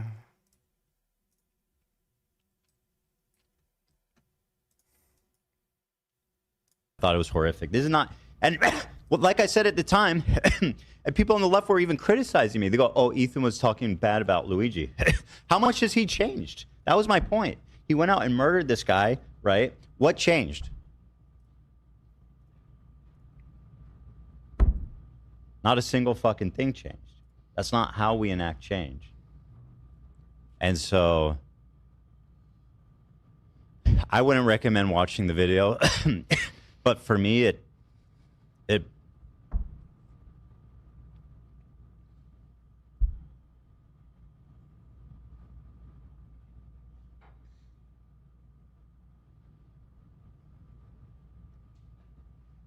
it's terrifying.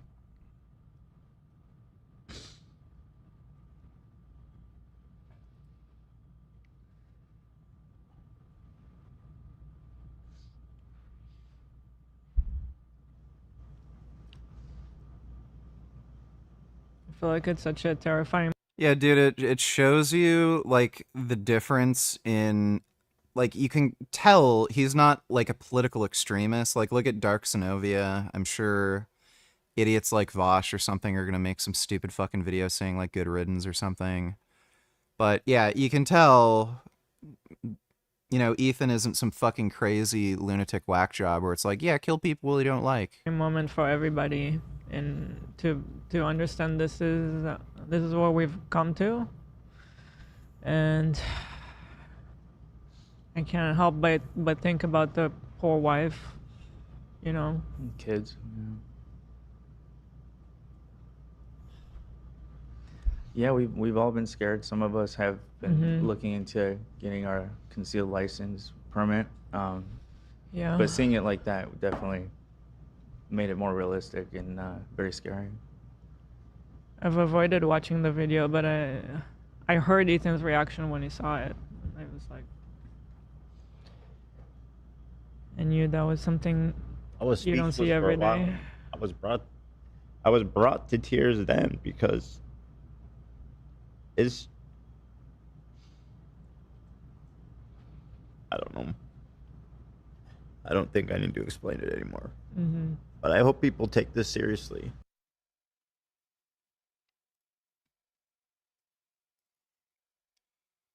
Competent assassin misses largest head on planet. Yeah, I mean, I don't think the guy is any kind of trained assassin. He would have hit the head. Charlie Kirk is dead. He got shot at an event that he was hosting in Utah. And I am sad, distraught. In fact, I just cried on my live stream in front of 250,000 people. My goal in this video is to tell you why I feel this way. If you want to end gun violence, it is something that you can never celebrate. It is always disgusting. Oh my god, what an idiot. Always vile, and always abhorrent. It should come as no shock to yourself when I tell you that I think Charlie Kirk was a bad person. I've made that very clear over the last year, but does that mean I think he deserves to lose his life? No. Does that mean I think his 2 young children, who were in attendance at the event where he was shot, deserve to watch their father die? No. Does that mean I think they deserve to grow up without him? No. Does that mean I think that his wife, who was also there, deserved to lose her husband? No. And honestly, if you answered yes to any of those questions, there's a very clear line drawn between me and you. I don't want your support, and I don't support you either. We as a collective need to end gun violence, and if that phrase is negotiable for you, I believe that you're in the wrong. My thoughts and prayers go out to Charlie. I'm assuming he's an anti-gun cuck who wants to ban guns or something because, you know, criminals are obviously gonna abide by gun bans. Thanks for the donation, retard. Rat Saladino donated $2. Paul keeps proving you wrong. Microplastics are also a big conversation right now. This is something that you've spoken out about quite a bit. How are we exposed to different microplastics in our environment, and what are the brains? There's microplastics everywhere. That's scary to think my brain has flux, as a flux, you know, in and out. But I think the most important thing with microplastics is to understand like the biggest sources of exposure. When I've looked at sheer numbers, I think the biggest source of exposure is plastics, like plastic water bottles. Glass bottles actually seem to cause greater microplastic exposure. So, again, this just highlights how this is all just stupid and it's pretty unavoidable.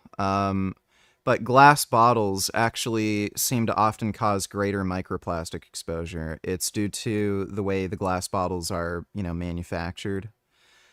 I don't know if plastic water bottles are even the biggest source of exposure. I'm not sure what the largest source of exposure is, but like they're just persistent everywhere. It's like, you know, and again, like you may have good intentions where, oh, I'm going to switch to glass bottles, and then you end up having more microplastic exposure. So it's like I have a steel water jug thing that I drink out of. It's not really for avoiding microplastic exposure. It's just more convenient, but yeah, it's just these things are just persistent in the environment. I think the only way to kind of get rid of it is through legislation and banning like plastic bottles or the use of certain plastic things that are like single use or something. But yeah, as far as lifestyle habits, I don't really know if you can do anything. Ben Boy donated $2. People are justifying his death because of what he said about guns. It's fucked up. I'm a big Second Amendment fan, but I think most politicians are cowards when it comes to defending why we have a Second Amendment. Yeah, it's absolutely idiotic, dude. if they're going to say, oh, this proves that the Second Amendment is bad, then okay.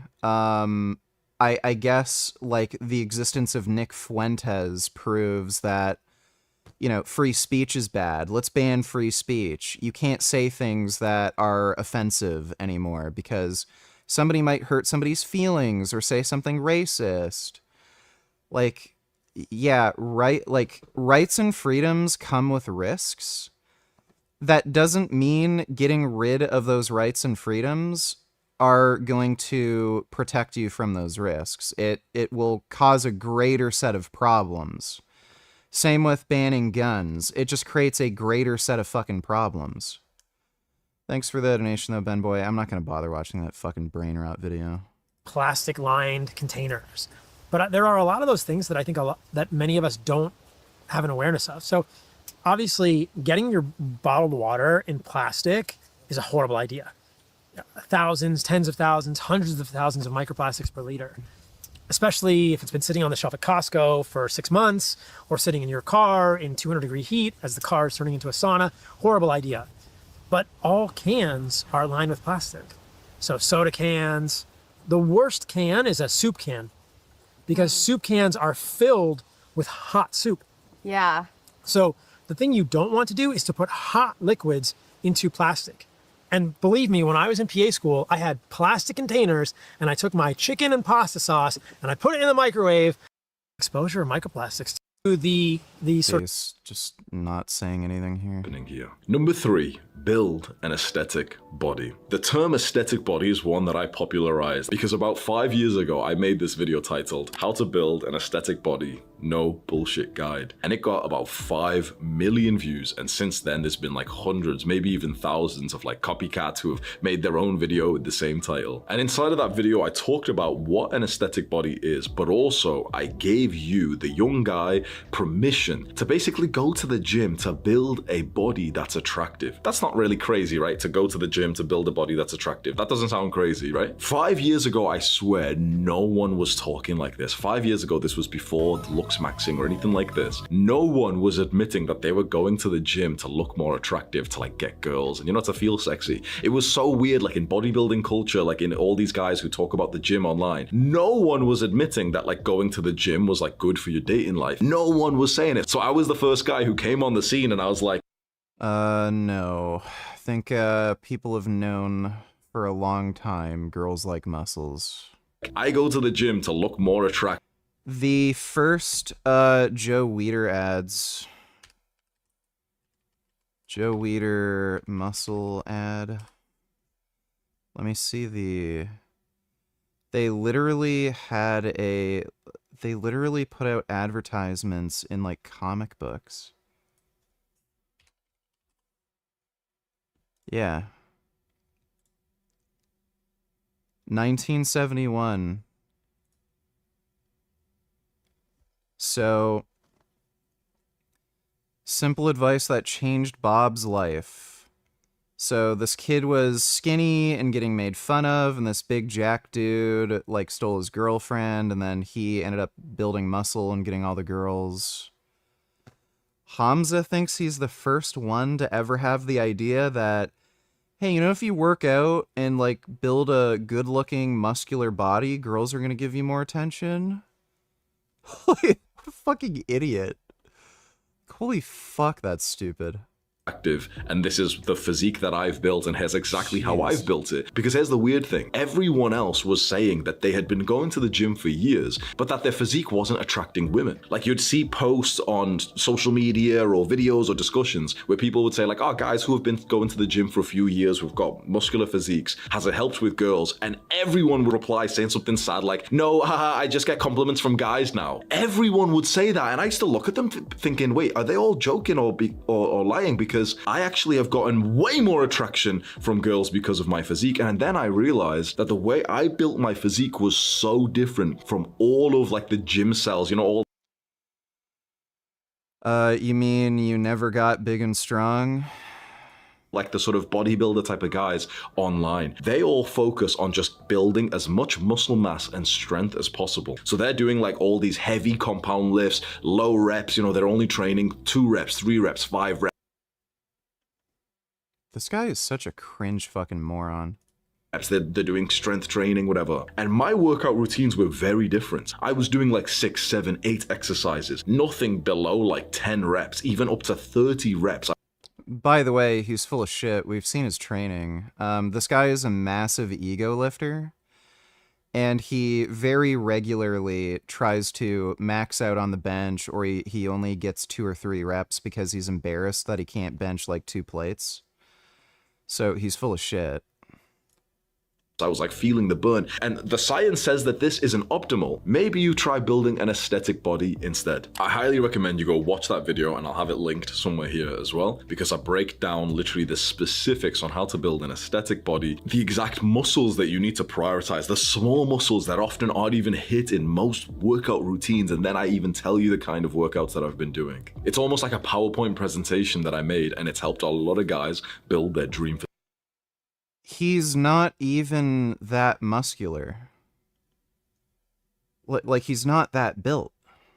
Physiques. Number 4, train hard. So when you're in the gym and you're lifting weights, there's something which is absolutely fundamental to making muscle, but that most people skip out on, which is how hard you train. When I was first going to the gym when I was like 17 years old, I swear I was such a pussy. I would literally do like a few reps, it would start to burn, and I'd just rack the weight thinking, oh, well, yeah, like, you know, that's it, right? It hurts, so I've got to stop there. I now realize, and I want to pass this lesson on to you, making muscle is excruciating. It is actually so painful when you're in the gym. And if you've been going to the gym and you don't relate to what I'm saying, that's probably why right now you're still kind of skinny and you feel like you've not been making as fast progress as some other people. You've got to be pulling like weird faces, like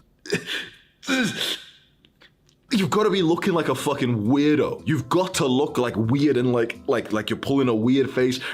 You're making noises and stuff. I'm telling you right now, if you're not making noises when you're doing your set, you're not pushing hard enough. Now, also, don't be a weirdo who's just like this. There's a few guys who do that, and that's fucking cringe. One day when I was in the gym, this guy gave me his phone. He's like, can you record my set? And in the last few reps, he wasn't even like training that hard, you know, close to failure. He was still moving the weight pretty fast, but he started to really, like, I'm talking this loud, like, like this. And I was like, what the fuck? I was like pretending I wasn't with him. You know, I'm just like holding the phone down here whilst I'm recording for him, and gave him the phone and walked away. Don't be obnoxiously loud, but there will be noises that happen when you're pushing heavy weights. If you see like some videos of me when I'm training hard, you'll see that my face is like grunting. I'm going through like 5 of the stages of grief as I'm doing this set. That's how hard you need to train to be able to actually grow muscle. You need to get close to the point where your muscle can literally not even move the weight anymore. Don't just stop because it hurts and it's uncomfortable, because that feeling of discomfort comes like 5, maybe even 10 reps before you've actually got to real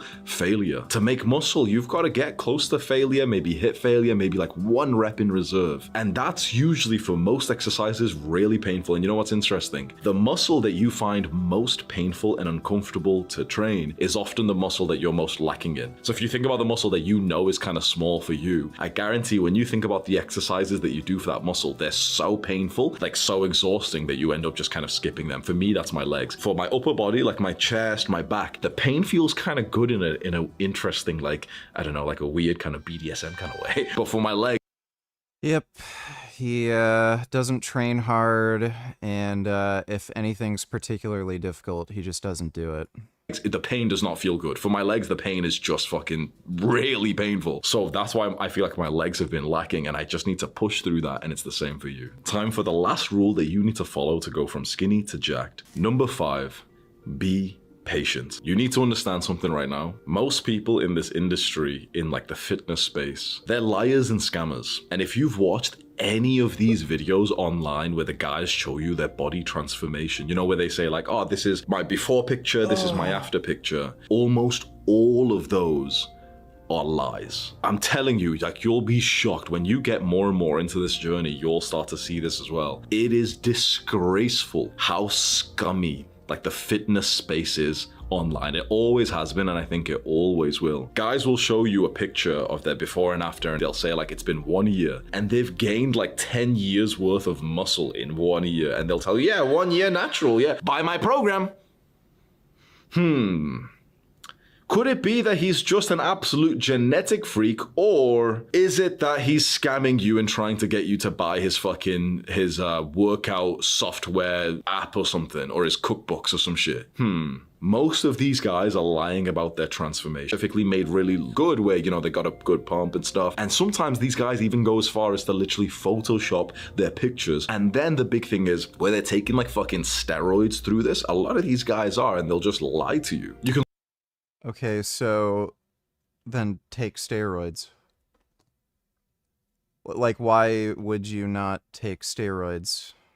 look through my own progress pictures to see more of a realistic transformation for someone who doesn't have like amazing genetics, who also didn't have amazing diet or training, just to see that, okay, if you're the type of guy who this journey means a lot to you, but you're also a little bit of a pussy and, you know, you find it hard to kind of like push really hard in the gym, and sometimes you slip up on your diet, but you stay relatively consistent, but also kind of inconsistent because you miss some days, but you never quit. You'll see my pictures and you'll think, you know what, actually, that's way. He claims to be following the carnivore diet. All of these, like, none of them do. I think he just eats, like, more red meat than normal, but I don't think he's actually following the carnivore diet. Way more realistic, and my hope is that you'll actually make faster progress, because I had to learn all these things myself, but you've got my help. You can see that I made quite a lot of gains in the first year of my training. I bulked up like 20 pounds in 1 year, and I still stayed relatively lean, and it was pretty nice. But then I actually plateaued and I stayed almost the same size for another year, 2 years, even 3 years, up until I started to get away from the usual fitness advice. I made my own workout routines. That's when I started to discover the concept of an aesthetic body, and I just started to push harder in the gym and eat cleaner, and that's when I... Oh my god.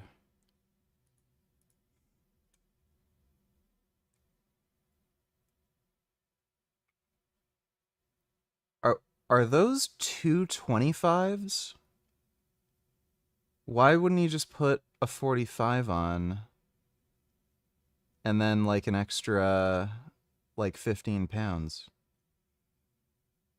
He's struggling to do like 235 or 240 on the decline press and eat cleaner, and that's when I made way more progress. It took me over 5 years to build an aesthetic body naturally. There was one mindset that helped me through all of this, one thought that I kept on thinking, and it was that time was gonna pass anyway. I'm not usually a patient guy, and so when I realized how slow this journey actually is compared to all the liars online that told you that they got jacked in like 6 months, but when I realized that this was going to take years, I got kind of agitated. Suddenly I just got this random idea where I thought, wait, time is going to pass anyway. So you either lift weights and eat clean and you'll build the body that you've wanted and then you'll have it forever, or you'll just get impatient and quit, but the time is going to pass anyway, so you may as well just guarantee the physique by doing these actions. And I remember there was this one guy who was one of my best friends in high school, and I remember when I was telling him that I was going to go on this journey, that I wanted to build like a you know, a good body, and back then I just wanted to be kind of lean with a six-pack, and I swear he said to me, it's going to take too long. And I thought that was so idiotic, because time's gonna pass anyway. So you either do these actions with me, like the habits that I'm doing, or you don't do them and you won't get the physique. The months will disappear anyway. And so the months did disappear. The years disappeared. All that was left was if we did those habits in that time or not. I built my aesthetic body. It changed my life forever. It changed me as a person. It kind of elevated me like 4, 5, 10 hierarchies of like social groups. I went from being like the loser of the loser friend group to now being like so widely successful beyond like my wildest dreams. And one time I actually saw this friend years after we had this conversation. It was in COVID. I was absolutely jacked and lean, working out on a tree. You were not jacked.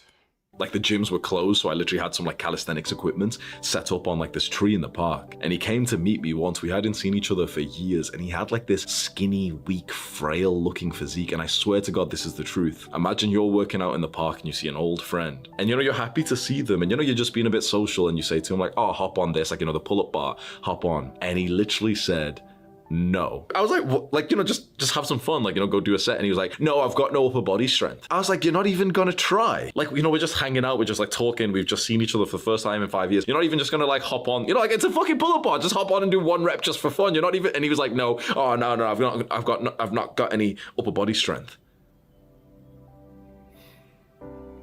The time passed. I was patient, he wasn't. I built the physique, he didn't. The time is going to pass by anyway. All that's going to be left is whether or not you built an aesthetic body, whether you went from skinny to jacked. If you do these habits. So, exercise. Got it. We're from a community that's ravaged with death and violence. Nah, you lucky I did. Nah, you lucky I did. You see, Hadi is pissed. You see he is pissed. So this was not a joke. This was not premeditated. And so honestly, the fact that Hadi is cool about that to the point where he hangs around these guys and lets himself get treated like that, listen, you do you, bro. But I get people in the comments saying, why won't you go to their gym and train like them? First of all, I don't consider what they're doing training. That's number one. And number two, I respect myself too much. Okay? Anybody who'd go to that gym and work out has like a weird humiliation domination fetish. Like, I would never go to a place where I'm going to be treated like that. Respect myself, because what he just did to Hadi was not respect. That was not respect. That was you treating like a human being like an animal. All right? That's not respectful. That's not going to make you a tough person. That's called abusing somebody. All right?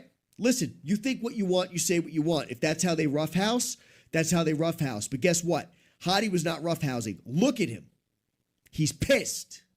And Will didn't even know what happened. Will has no clue that that dude just got smashed in the throat, and he's over here complaining about the weight. He has no idea that he just got smashed, that this other dude got smashed in the throat. Hit rewind. Look at Hadi becoming scared of Unk, and Unk losing his mind screaming. Unk, with all due respect to the man, has some clearly severe emotional and mental issues that he's taking out on people here. And that's a little scary that Hadi was genuinely scared right now. You see, this is real. Genuinely scared of his, like, best friend in the world. Back the fuck up, man. Back the fuck up, man. Back the fuck up, man. We're from a fucking community that's ravaged with death and violence. Nah, you lucky I did. Nah, you lucky I did. Yeah, pretty sure this guy's on steroids, and he's probably doing dumb shit like, you know, Nandrolone or something. If you call that playing, there's something wrong with you. There's something wrong with you. This guy already lost a toe being here. Why does it say draw anything when you won't draw anything? Well, people have to donate. Thank you, though, Alex. You try to break his neck, his Adam's apple. That's not a joke. That's not training to become tough. That's assault. And that's you making one mistake, cracking his windpipe. Now I'm going to show you the message that I sent to Hadi. After I started editing, I realized that this dude tried to crack your windpipe. And I'm going to tell you right now, because I actually give a crap about you, even though I don't know you. I'm over here watching the footage again. Yo, dude, you need to have more self-respect. You allowing somebody to crack you in the neck, that is a disgusting thing for you to allow. You got genuinely scared. It's right there on film. You got genuinely scared of your friend before he cracked you in the neck. You were scared, and then he played you out by pretending he wasn't going to do nothing to you, and then turning around and cracking you in the windpipe. I sent Unc a message yesterday asking him why he did that. He saw it, and I haven't heard back from him yet. It's not a cool place to be. It's not good training. It's horrible. But you just said you come from a community of violence when you just throat punched your best friend. You just throat punched him. That's not funny. You come from a community of violence, but you flash a gun in the beginning of the other video? You come from a community of violence, but meanwhile, You're screaming at people like you're a savage animal, telling them that you hate every single last one of them and they're nothing like you and you don't care about them if they die. You're a part of the problem, bro. You're a part of the problem. Hey, what's going on, you guys? Welcome back to the channel. Please forgive me. Better excited and happy today because we're going to be covering, again, long overdue. I put out a second video after that first one clarifying some things because I had a lot of the Diamond Gym diehard fans come onto the channel and they were telling me like, you don't know anything about them. How dare you say the things you're saying? Because I was telling people like, these guys have no clue what they're doing. They have no clue how to train. What is the point of any of this? And so I was also telling people, don't be like these guys because they're terrible examples. So I had to clarify some things with that second video, essentially letting people know that, hey, it's not even necessarily the problem with them training. It's the example they're setting.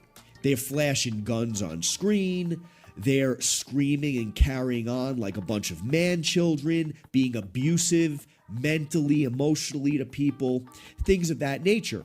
So I said there was better ways to go about doing things, in my opinion, and a lot of their fans ended up agreeing with me once I stated those facts. Now, I'm very excited for this video that they just put out with Will.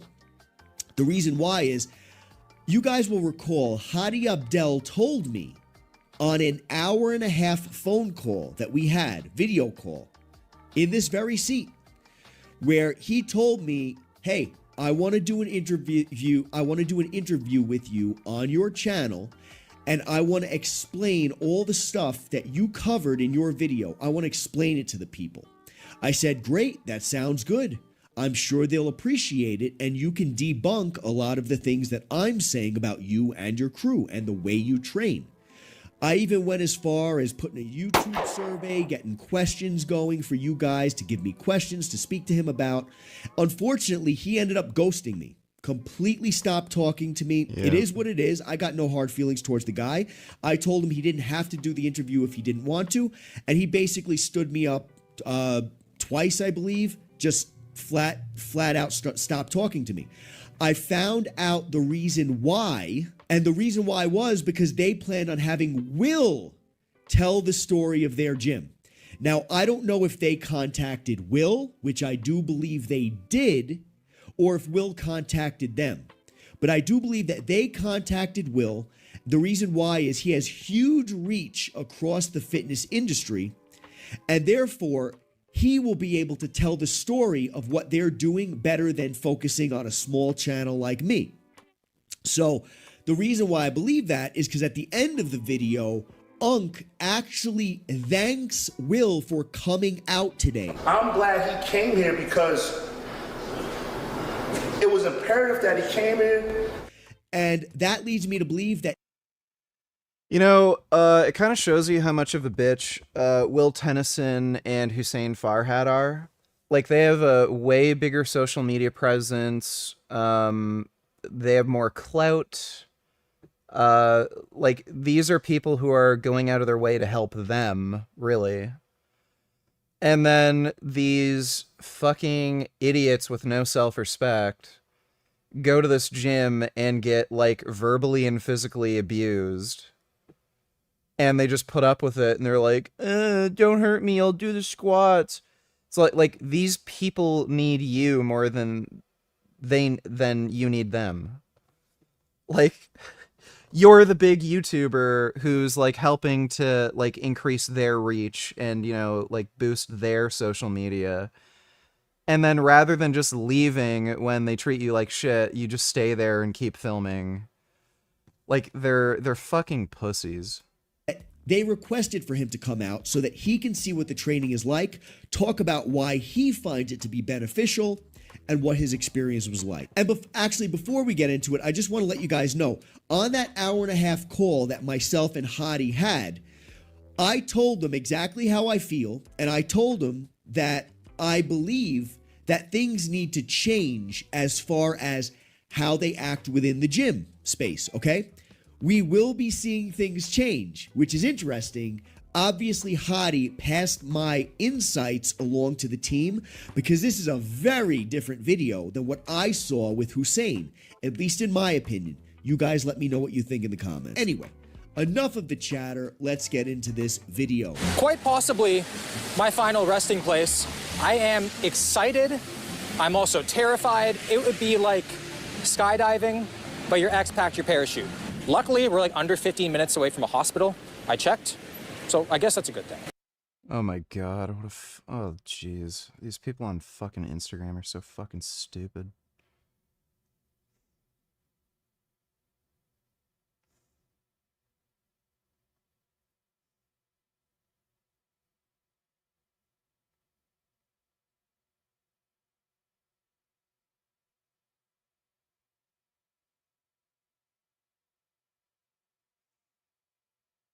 What a fucking weenie. Really? Of all things to clutch your pearls about?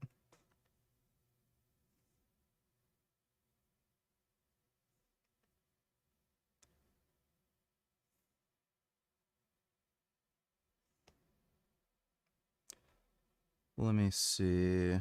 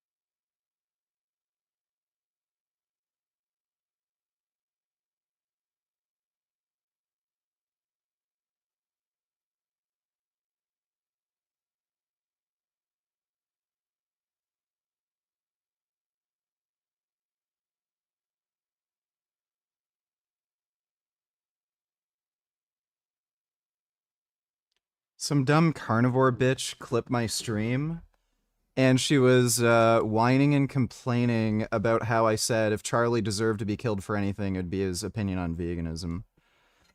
I never even fucking said that he deserved to be murdered.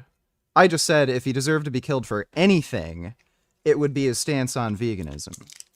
Like, his political opinions, I don't think that's worth, like, nowhere near the level where it'd be justified killing him. But if he deserved to die for anything, it'd be his stance on veganism, since he's literally supporting a Holocaust.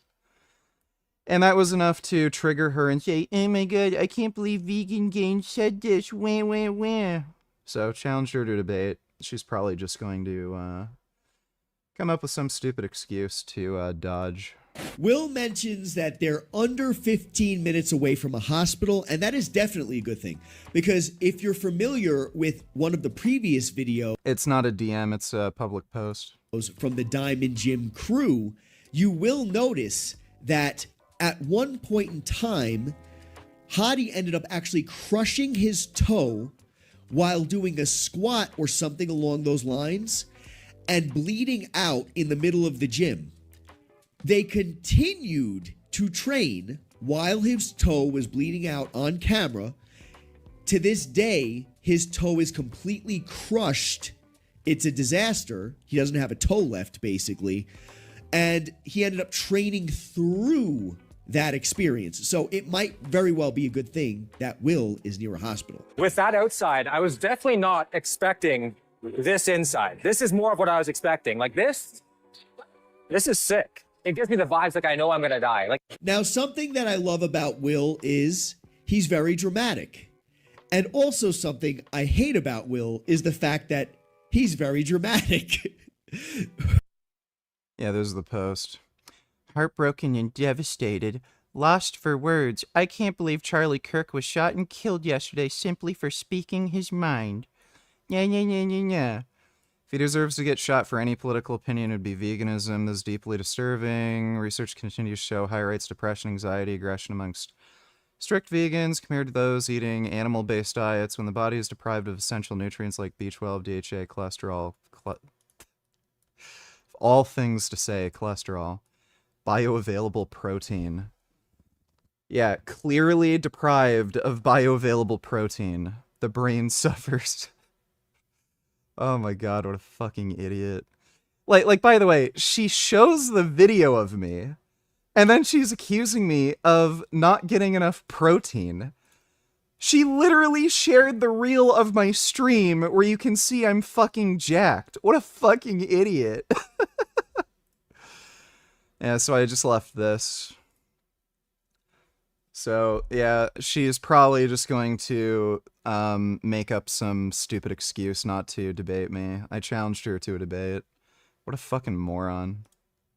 Will has a way of making things sound great when a lot of the time they're not. He's always making jokes, so it's hard to tell where he's coming from. He's got his little weird sense of humor where he's always making things into sexualized types of moments. But I have to say, I don't believe that the inside of Diamond Gym looks cool. I think it looks dirty and filthy. It looks like some old school dump that Rocky would have trained out at. And I don't particularly like the vibe. It doesn't mean the vibe is bad. It doesn't mean it's wrong. It's just my thoughts on it. I think it looks...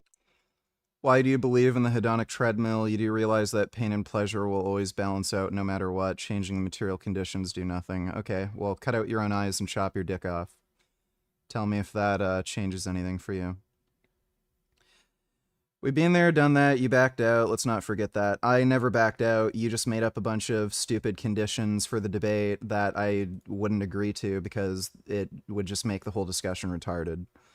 So, no, you were the one who demanded stupid conditions for the debate, and I had no interest in playing that stupid game. So, again, if you're going to criticize me publicly, saying that, oh, what I said was wrong, I can't believe you said that, then, okay, why are you afraid to debate me? You can come on my channel anytime. And again, by the way, we can debate cholesterol, whether or not it has a causal relationship with heart disease. Still open for that debate. I'm just not agreeing to any kind of stupid debate conditions and requiring, like, some idiot fucking moderator and focusing the discussion on like one weird particular topic that has nothing to actually do with the debate proposition. So, yeah, if you're gonna fucking tell me that I'm some crazy radical for being against animal abuse, then okay, I guess being against animal abuse makes me insane. All right.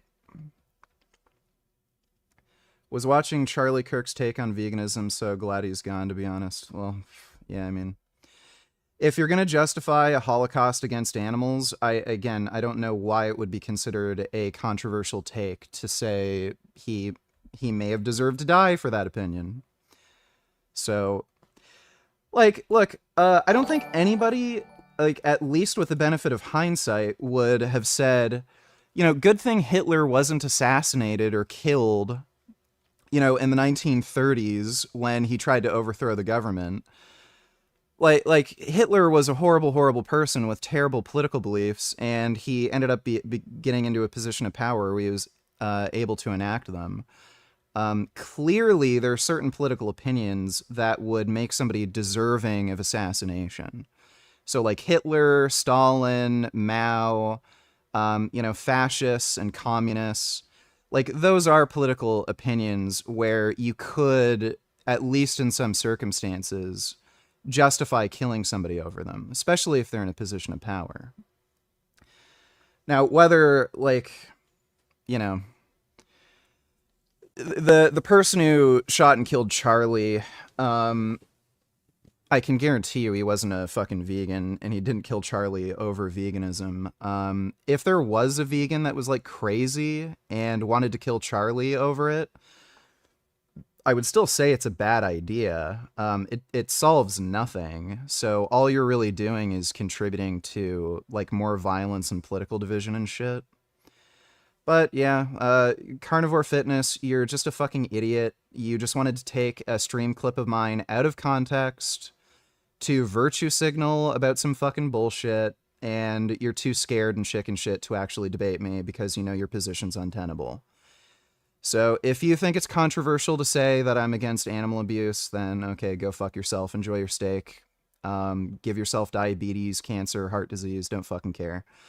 And what's hilarious too is you said I'm like B12 and like protein deficient. Yeah, right. Sure I am. No, I kept messaging you after the last time you backed out. You kept making up stupid excuses. No, you were the one making stupid debate demands, and I had no interest in it.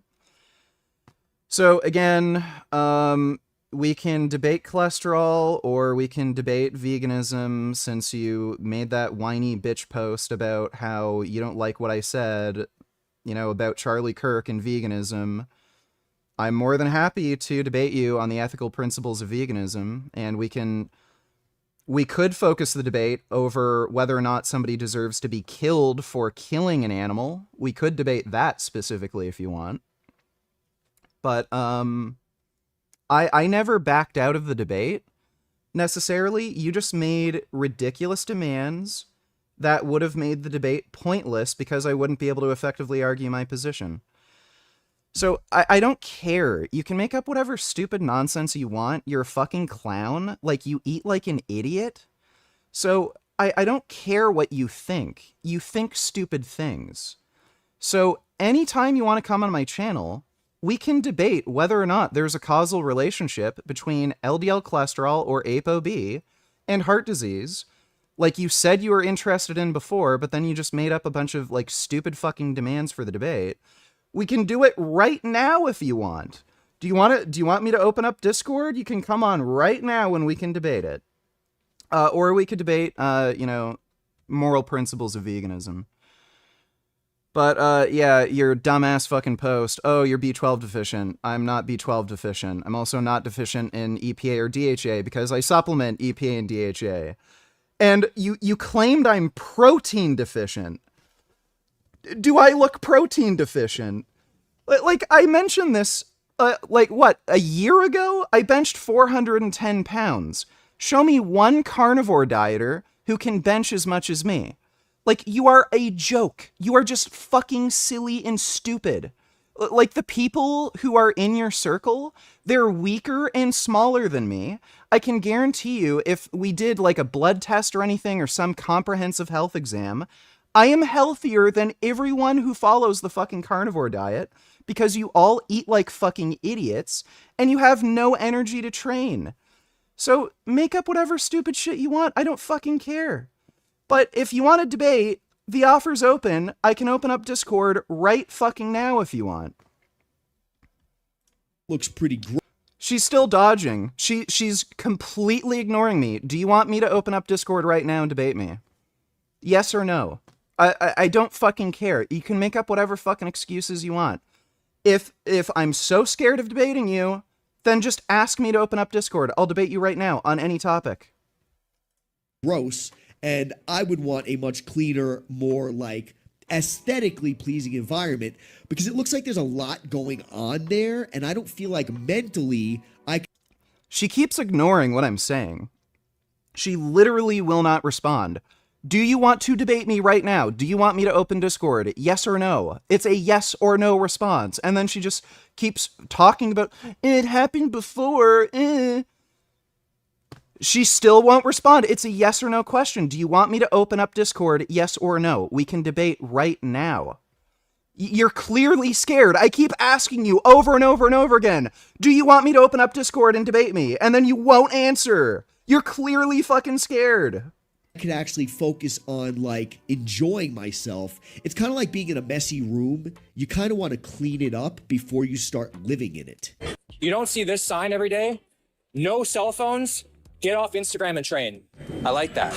I actually like the sign, no cell phones, get off Instagram and train. Not that I would listen to it, but I like it because the focus of being in a gym is supposed to be on training. And too many times do we see people going into gyms, sitting on machines, chatting all day. And She still won't respond. Poor mental health on display. Do you want me to open up the Discord and debate? Yes or no? She still won't respond. Oh, someone's a little scared. Someone's scared of debating. Who's dodging now? She literally will not say whether she is willing to debate me or not. So again, do you want to debate me? Yes or no? Like, again, you're a fucking silly clown. Who do you think you're winning over by doing this? You're just proving my point that you're a debate dodging fucking moron. So again, she came in here trying to spread this narrative.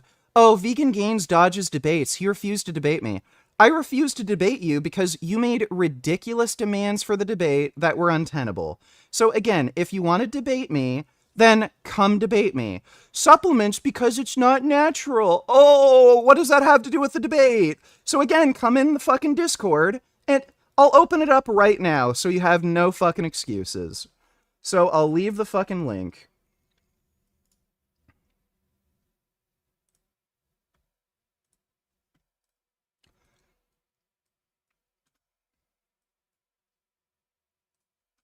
There you go. There's the Discord link. Stop with the excuses. So if you want to debate whether supplements are bad because they're unnatural, there you go. There's the Discord link. I'm posting it over and over and over again so you see it.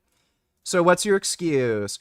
Oh, it's late. I'm busy. I gotta do my hair. Is that gonna be your excuse? You've been sitting in my chat for the last few fucking minutes. Not meant like what's the issue? I don't know what supplements being unnatural has to do with you not wanting to debate me. Do you have a policy where you don't debate anybody who takes supplements?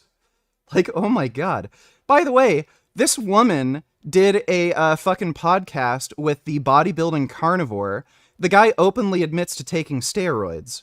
So apparently, she's fine with promoting YouTubers and social media influencers that follow a carnivore diet but take steroids. But she has an issue with somebody taking fucking dietary supplements. Oh my god, what a fucking clown. Just wasting other people's time, taking up the gym equipment. Now, I have... Oh, by the way, is the makeup you put on your face natural? Are the fake nails you wear natural? Like, it's just ridiculous. I've seen your Instagram posts. You're a typical fucking girl. You wear fucking makeup and lipstick and shit? This is hilarious. Does she even have any fucking photos of herself on her channel? Yeah, Oh, that's weird. Oh, you're wearing lipstick and eyeliner. Oh, you got earrings on. Is any of that natural? Like, guess what? I eat a good enough diet where I don't have to put makeup on my face to hide my pimples and fucked up skin. So, okay, you're criticizing me for taking dietary supplements, but you literally have to paint your face with makeup so that people can't see your fucking wrinkles and shit?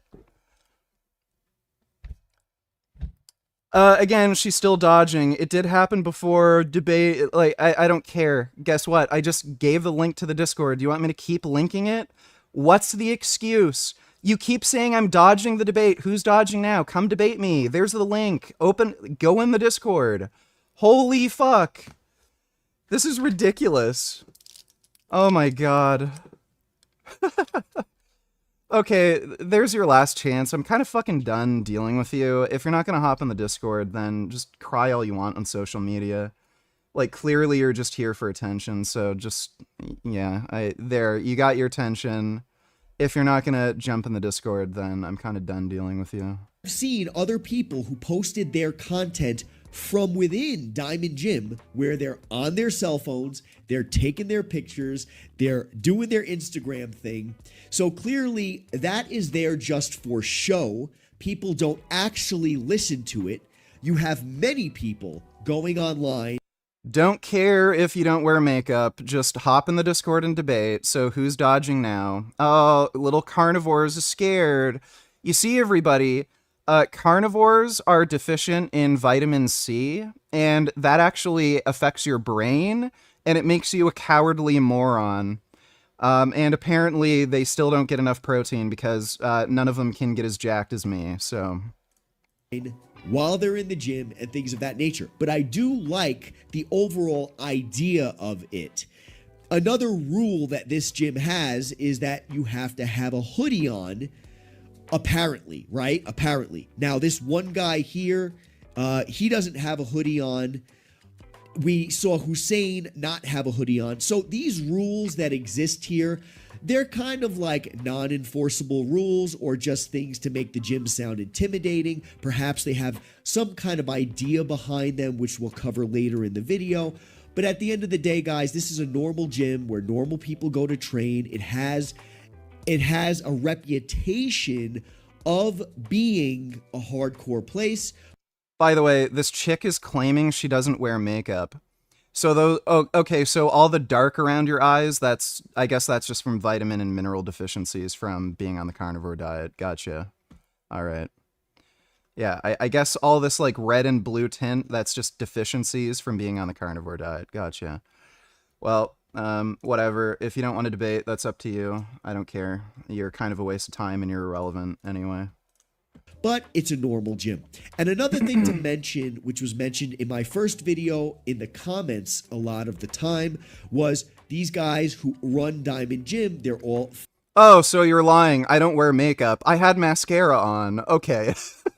I don't wear makeup. I just wear mascara. Okay. Firefighters. Now, because they're firefighters, apparently to a large majority of the people out there, they have a right to act, speak, however they want. It does not matter. They can do no wrong because they're firefighters. And I'm just going to tell you guys right now, flat out, I disagree 100%. If you got dirty cops out there in the world, you got dirty firefighters.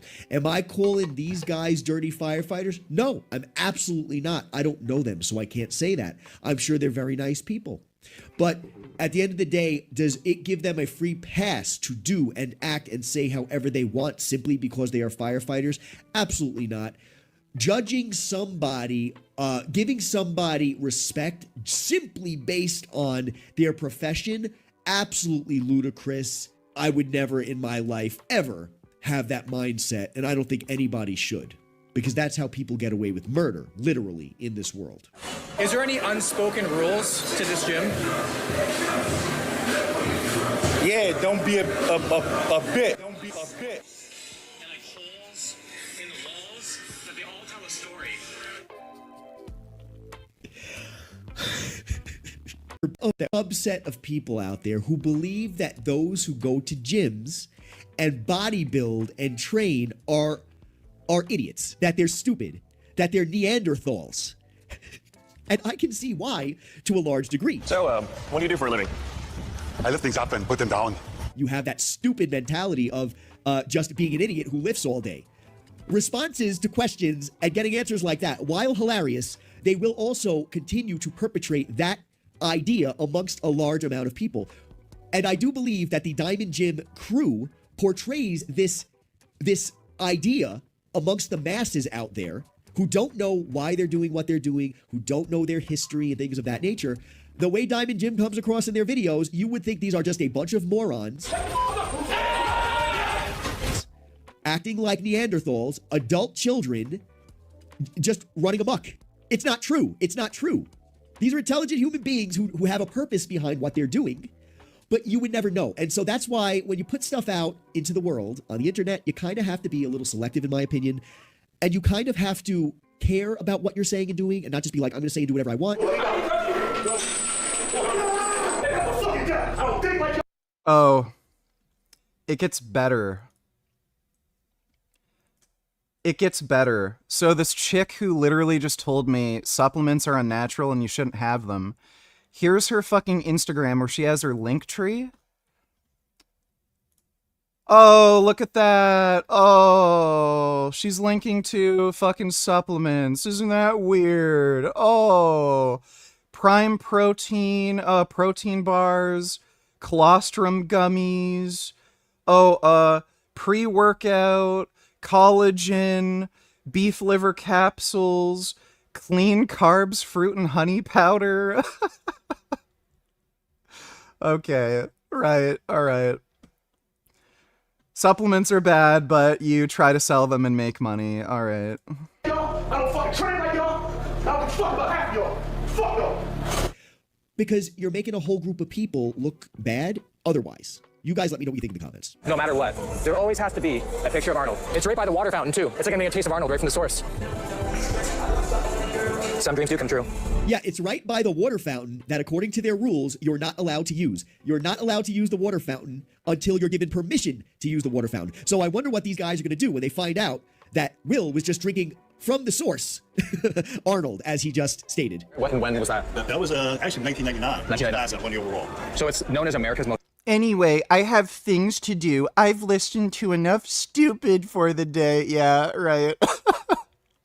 Sure, you have things to do. Okay. It's a dangerous gym. Yeah, well, it's hardcore. We try to teach more discipline. Oh, that's hilarious. Consistency. You know, like hardcore training, old style, Arnold, Puppet Iron type days. So it's only dangerous if you don't try. Right, it's only dangerous if you don't try. Okay. But Okay, this is important. This is important.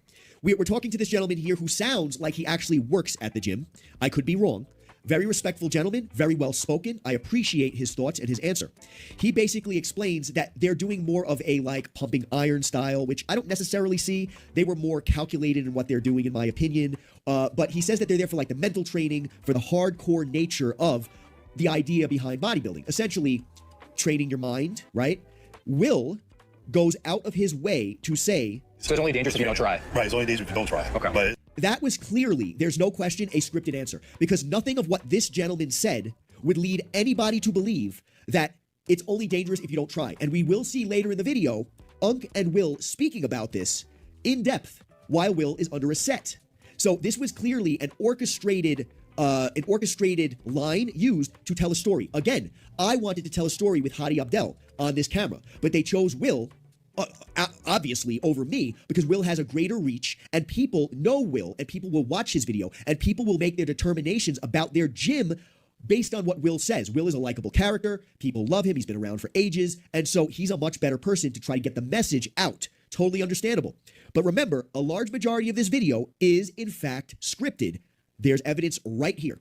We don't really know where really anything is, but as we can see, we've now made it into a leg area, which also looks like a set of a Saw movie.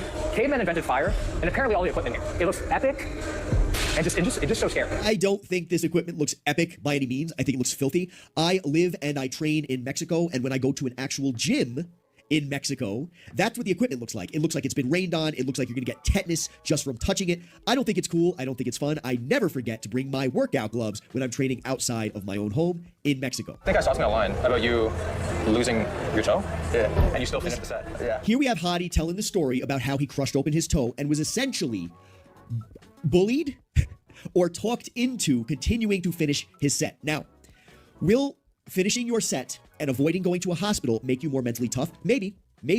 I will tell you that when I was 8 years old, I was out in behind my home with my father, and we were cutting wood for the fireplace, okay? We had a saw, and unfortunately, I ended up cutting my entire hand open from here to here, blood gushing everywhere because of a mishap with that saw. Again, I'm like 8 years old, right? I didn't even tell my father, who was standing right there, that I slit my entire hand open. I just went into the house, poured alcohol all over my hand. I saw stars. I'm 8 years old, and I wrapped my hand up in gauze and Band-Aids so that it would stop bleeding, okay? Never went to the hospital. Never got an infection, thank God. I'm not telling you guys to do this because it's not very intelligent. Just like not going to a hospital after crushing your toe is not very intelligent. But my mindset when I was wrapping my hand up wasn't like, oh, I need to be tough. It was just, this is what I'm going to do to fix the problem. There was another occasion where I literally cut off the tip of my finger. I'm talking about this much of my finger cut down to just damn near the bone. I was in my workshop, I was building a table out of wood, and I was using a planer. Anybody who knows what a planer is like knows that there's a guard to protect your fingers, but that guard got stuck, and my finger ended up getting sliced into the machine, and I looked at my finger with the tip completely hanging off, with blood gushing everywhere, and I stared at it for a minute, and I said to myself, I really want to finish this table, and I really don't want to spend 6 hours in a hospital waiting room. So I thought about it for a moment. I went out of my workshop, went to my apartment, I got the alcohol, and I poured it all over my finger. I saw stars, put the tip back on, wrapped it up with Band-Aids, and then put duct tape over it and went back to finish my table. So I'm just going to tell you guys right now, that's not smart. People out there who may need to learn mental toughness, but there's also people who are probably born with it. And I have to be honest, they don't need to go to a gym and do this. They're already built that way. I feel like the people who are not already mentally tough are just not going to go there and train and continue to be the people they are. Whereas the people who are already tough, they don't need this type of thing in their life. You guys let me know what you think in the comments. Push-ups, so I did my push-ups, finished the workout, and then I went to the hospital, and that's when I got stitched up and fixed up and everything. But my toe is finished. It's a no now. Since I'm working out with the guys today, I wanted to ask Hadi if there's anything I should know before the workout begins. There's unspoken rules between us, if that makes any sense, right? And bro, I'll tell you something. When I was 16 coming in here, I'll be doing pull-ups. If I sat down in between my sets, somebody would come check me. Yo, don't sit down in this gym. They would just, don't sit down, bro. Everybody's in here working. Stand up. You recover standing up. Yeah. Another thing usually, like, is hoodies. Like, they want you to have a hoodie on. It's not a vanity show. We're not here to, like, look at ourselves in the mirror and just, it's more like, wear the hoodie so you cover everything. No jewelry. There's another one. Usually the shorts, I don't like the shorts. That's uncle rules. No closing your eyes during sets. No closing your eyes? No closing your eyes during sets. The concept behind that is, like, if you're ever in an altercation or a situation where you're never going to close your eyes, otherwise you can't see. So when you're fighting, keep your eyes open. No getting on your knees when you get up from a push-up. So if you're doing push-ups, you can't get on your knees to get up. You get from a push-up, put your leg up and stand up. Okay. Those are pretty much all of them, bro. So a lot of people, they say that I have a skinny neck, which is not lying. They're not lying. But look at Will's neck. Is Will's neck as skinny as mine? At least I'm not alone. His neck's looking pretty skinny. Now, here's the point in time where they're going over the rules of the gym. Don't close your eyes. You got to wear a hoodie, no jewelry. Hussein broke like 4 rules. They didn't bother him about it. It wasn't a big deal. But apparently these rules exist. These rules exist and for a reason. So do I feel like you need rules in a gym? I really don't. Forgot my namification utilars. This guy talks with his teeth, and if that makes sense, it's really weird. I don't know what you mean by talking with your teeth. Thanks for the donation. I forgot my namification. I don't think you need that kind of structure unless you want that kind of structure. Do I sit down during sets on my rest time? I'm going to be 100% with you guys, at least for the most part. When I was cutting, when I was trying to lose weight, I would do my set and then hop on a stepper or a treadmill in order to get calories going. Never sat down. Once in a while, if you want to sit down, not an issue to me. But hey, if you guys like these kinds of rules and like the idea behind them, you can go ahead and implement them. It's not necessarily an issue. Another thing I want to mention is they said no closing your eyes during your set. I think that's a little crazy, and I've spoken about this in another video. Basically, sometimes you want to close your eyes, not only because you might want to protect your eyes. For example, if a piece of equipment snaps or something along those lines, you want to try to protect your face in some way, shape, or form if possible, because accidents do happen. But also, when you close your eyes, you can be digging deep. Think about somebody who needs to think for a minute. Hold on. I need to think for a minute. Closing your eyes. They're not like this. They're not, I need to think for a minute like this. They're digging deep. They're concentrating. They're focusing. So while telling people to keep their eyes open because maybe it's like, well, you need to face what you're going through now, it might sound cool on paper, but I have to be honest with you. I personally disagree. I do believe that it's actually taking away from your ability to do better. You let me know what you think. This is our friend Will. He's gonna be joining us today. It's a firm shake. First of all, Will got a booty daddy show.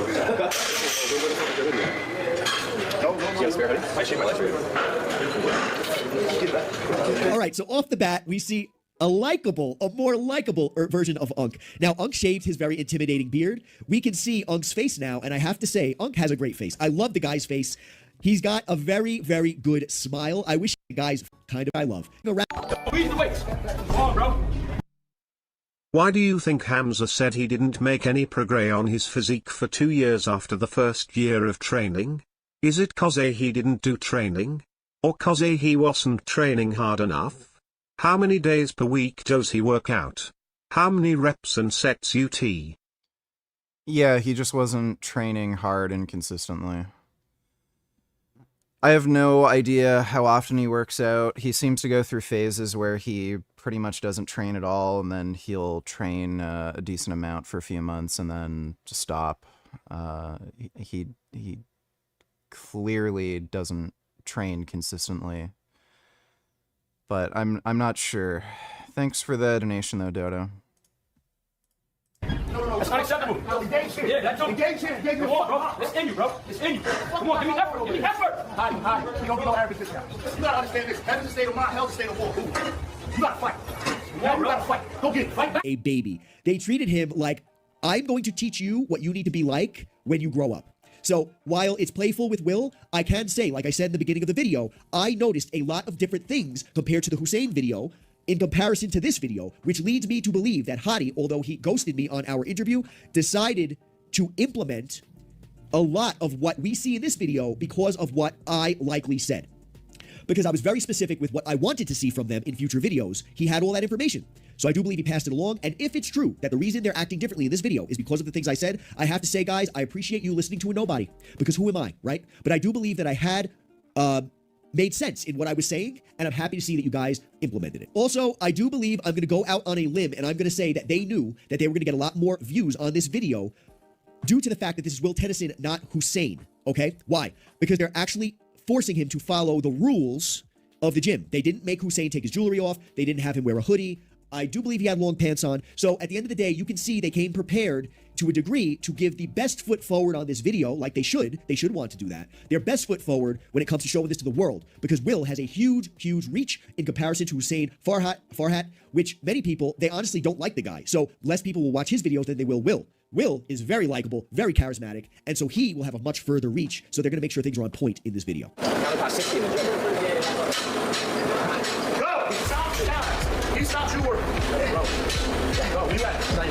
Now, I find this to be interesting. We have Unk here doing what he looks like, critiquing Will's form and making sure that he stays in proper form, which is one of the things that I spoke to Hottie about. I said to him, bro, why do you got these guys training in here without proper form? They're going to end up hurting themselves. And he said, well, it's not really about the training. It's more about the mental aspect. John Bravo donated $2. All right, we can watch this. All these messages in her phone. Thanks for the donation, dude. You know what he did? He flipped it out like we know he does, right? And we've already reacted to Chafee versus Negra. 2 questions. 1. Why is Mophead posting anti-white racist content on his channel? He's racist against white people clearly. 2. Does it bother you that Dower hit Stefania's pussy? he threw her outside in the back patio with their kids and locked her up, and she even posted it on her Instagram.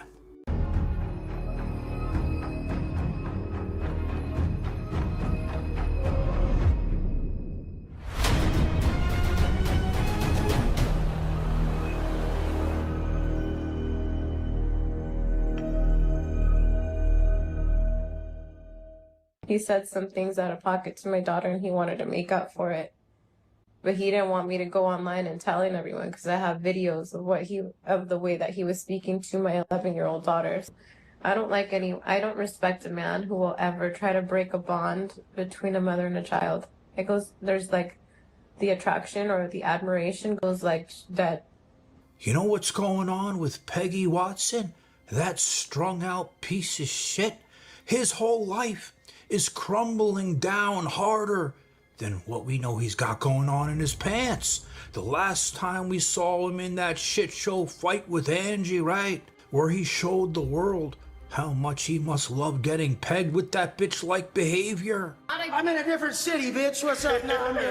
We're at the house, and I'm wanting my dick sucked, and I can't get my fucking dick sucked. I'm pissed. Well, then get the fuck out of here and be by yourself. I'll fucking kill everybody. Leave me the fuck alone, you know? Like, if I'm gonna fight a chick, I might as well just throw her in the fucking water. Well, since He's saying this next to a fucking child. It's crazy. then, remember his bitch friend, that meth head that was always by his side anytime he needed him like a sharmuta, right? Well, something bad happened. He caught him sliding in OKG. to his sharmuta's DMs to be by her side. And when Wes found out about it, he kicked her out on the street and locked her outside of the house with her kids. But it gets worse.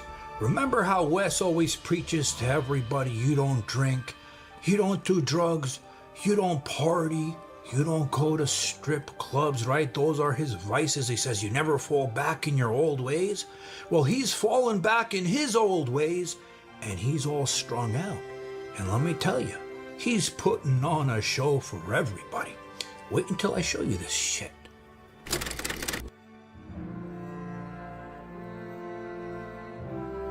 These guys are always so, like, hyper fixated on the fact that everything's wrong in this guy's life, everything's wrong in his life. Dude, even if shit went bad in a motherfucker's life, I would never have to be you. So remember, you know, that shit show 21st, donate $2. You know, I'll just stop donating altogether if you skip my donations too much. Sure can live off $100 per stream. Yeah, that's great. Thanks for the donation, dude. Him and Angie back at the house. Jack the shithead was there as the mediator. I don't know what kind of fucking asshole mediator he's gonna be, and his mother, right? Well, after that happened, shit got worse because the meth head, you remember this asshole always there to stick up and talk for Wes Watson, right? Like a little hoe by his side. Well, he caught him, right? Because he looked in Angie's phone and he saw that they're talking to each other. Let me read you some messages here. All right, so this is a message here from one of Wes's friends about E. He goes, what happened to E? That's the trained by E meth head asshole. He says he's being accused of something he didn't do. What did he do? Bro, he was pillow talking with Angie and shit. And I guess also Gabby. Remember, that's the other ex he had. The Sharmuta, big one. Like siding with Angie about Angie and Wes's beef. Wes ended up seeing the DMs in Angie and Gabby's phone and told that blank ass motherfucking dork to get lost and never come around again. I tried to tell it from the beginning about that little piece of shit. Look, they even used my words. I almost beat the fuck out of him. The pussy wouldn't even get out of the car. And then the friend goes, what the fuck? Who the hell talks to his homie's girl in the low like that? Complete snake shit. Yeah, he's lucky he didn't catch a beatdown to him like that 7-foot black guy. What the fuck is he gonna do now? Wes is his whole life. So then, you know, when Wes saw all these messages in her phone, you know what he did? He flipped his shit out, like we know he does, right? And he threw her outside in the back patio with her kids and locked her up, and she even posted it on her Instagram. Kids are the #1 priority. I don't care about material things. I care about nurturing and taking care of my kids. And if somebody gets in the way of that, you gotta go. I don't need somebody to come step in and do what Wes has done, because even though they're nice things that were done, there's also things, you're right, there are things that have been done where are not forgivable. They're just not okay. You can work with someone, but if they're not willing to put kids first, then if you can't come correct in all ways, you gotta go. So after that, you know, she ended up leaving. But that's not the only shit that was going down, because Wes fell back in his old ways and his old vices, right? So imagine adding that to the conversation, you know, as we saw. Remember when we were watching that video, we said, these cameras are on. Imagine what happens between these two assholes when the cameras aren't on, and now there's substances involved. And I first started noticing, you know, on his stories on Instagram, he starts slurring his words like an asshole. And we all know when you see somebody fucked up, you know they're fucked up. And he couldn't even speak straight, and he started saying all this stupid shit in his car. This guy behind us thought that we were really gonna back into him. Like as if someone pulls in front of your shit bucket and they're in a Phantom and they're going to back into the front of you. You're honking, oh, don't back into me. Dude, you're in a shit bucket. We're in a man-free Phantom, you fucking moron, okay? Like, oh my God. I tell Alfonso all the time, shoot him, just shoot him. Just community service, shoot him. And he's like, I can't shoot them for that. What do you think about that? Well, you guys, I'm gonna tag Alfonso, but ladies and everybody, if you're a baller, you might be able to afford him. And he's the best in the world. But ladies, don't harass him. Then after that same car ride, who knows what this asshole was taking, right? He starts moving his hands back and forth, making signs like an asshole. But look at his face, look deep in those eyes. You know. Yeah, he's high. A face of a person where they're fucked up like an asshole. And that's what he's doing over here. He even got that Joe Son, Fu Manchu asshole. Looks like he's a party guy too. Cause he's taking him everywhere to the clubs, right? And he's even gotten him doing those things with his hands too.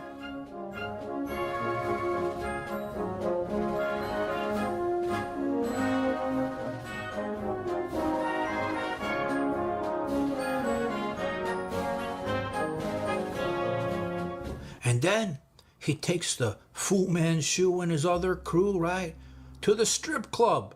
He loves a strip club, but honestly, who doesn't like strip clubs once in a while, right? But remember, this guy, it's above him. He doesn't drink, he doesn't do anything, he doesn't party, he doesn't go to strip clubs. So he's sitting here at the strip club giving all the money that he has left, right? But now look closely at his drink. You see that over there? That ain't no apple juice you're sipping on, you asshole.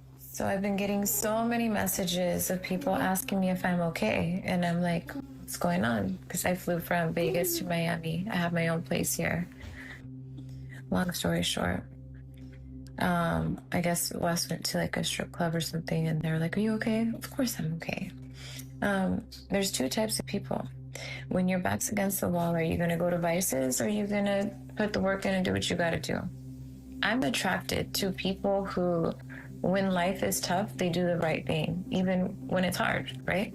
That's what I loved about him, but that's not who he became. So the attraction, the love was there. I have love for him as a person, but the attraction faded away because the things that I admired in him were not there. So the version of who he is not in alignment with who I am. So now he's been up to this new lifestyle or old lifestyle, whichever way you want to look at it now, so often that he has his bitch-ass chauffeur staying in his house at night. I don't even want to know the other shit that they're doing together. And it's funny because he sits there making stories saying, you know what? I don't want these cars anymore. I just want the Rolls Royce so I can be pimped around, because he doesn't want to admit he's getting fucked up and can't drive, and then he also doesn't want to admit he's going broke and he's got to sell the other cars. You're like 35-year-old, 13-year-old fat lame fucks that are dressed by their mama in like Nordstrom's. You got like blue khakis on with like a button-up shirt with like stripes on. You're sitting there all dorky with your fucking dork-ass family. This is how we roll. And you guys think I don't have a Bugatti still. I just don't fucking drive. I just don't fucking care. I'd rather get driven. I'll probably just get like 3 Phantoms and just get driven. I don't give a fuck. Now, as I've said many times before, the last thing I would want to see in life... This guy is such a dumbass, dude. Man, it would suck just having that mentality, like needing to impress other people, and like he's going broke because of this shit. He could have just saved his money and been chill, but he's going broke and fucking losing everything. Is a man to fail or prey on his downfall. When you go through things in life, when you make mistakes in life, it's supposed to make you a stronger, better man. This man went to prison. He comes out, he becomes very successful, and instead of learning from the mistakes from his past, he let his weaknesses cause even a bigger downfall. He let his insecurities ruin his whole life. From the incident with the 7-foot monster to what we're seeing now, him going back to his old vices and his old ways, shows that this man didn't learn from his past. He didn't learn from his mistakes because he can't deal with the things that are going on in his life. And in the end, it's a sad story of a man who's so weak inside and is the exact...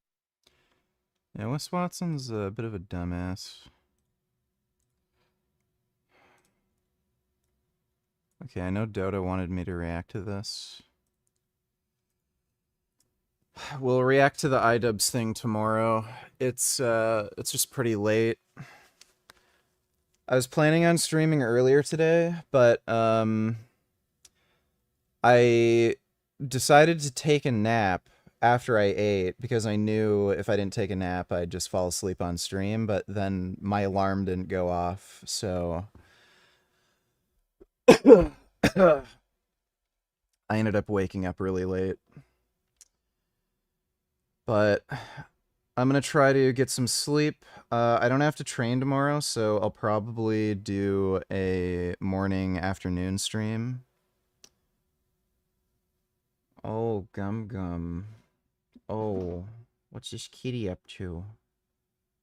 What you doing, Gum Gum?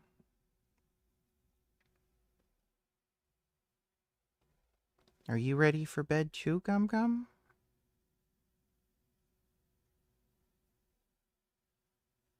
Are you ready for bed, Gum Gum? Oh. Oh my goodness. Oh, I got a big kitty here. Look at him. Look at him. You're so handsome. You know I love you. You want to cuddle in bed? Let's get to bed and cuddle. I love my Gum Gum. He's so handsome. Look how handsome this kitty is. Oh my god, he is so nice. What a good baby. I love my baby.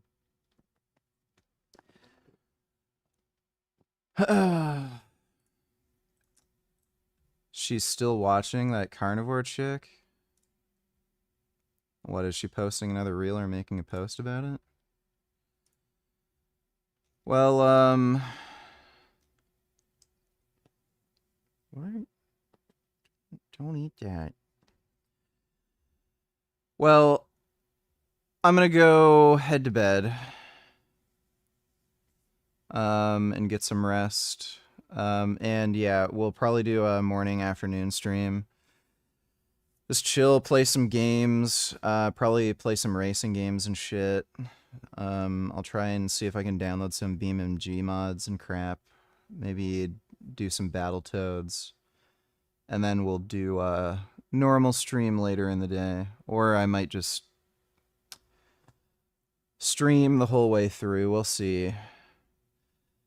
But hope you all had fun. Big thanks to everybody who donated on Streamlabs. And of course, keep making those vegan gains.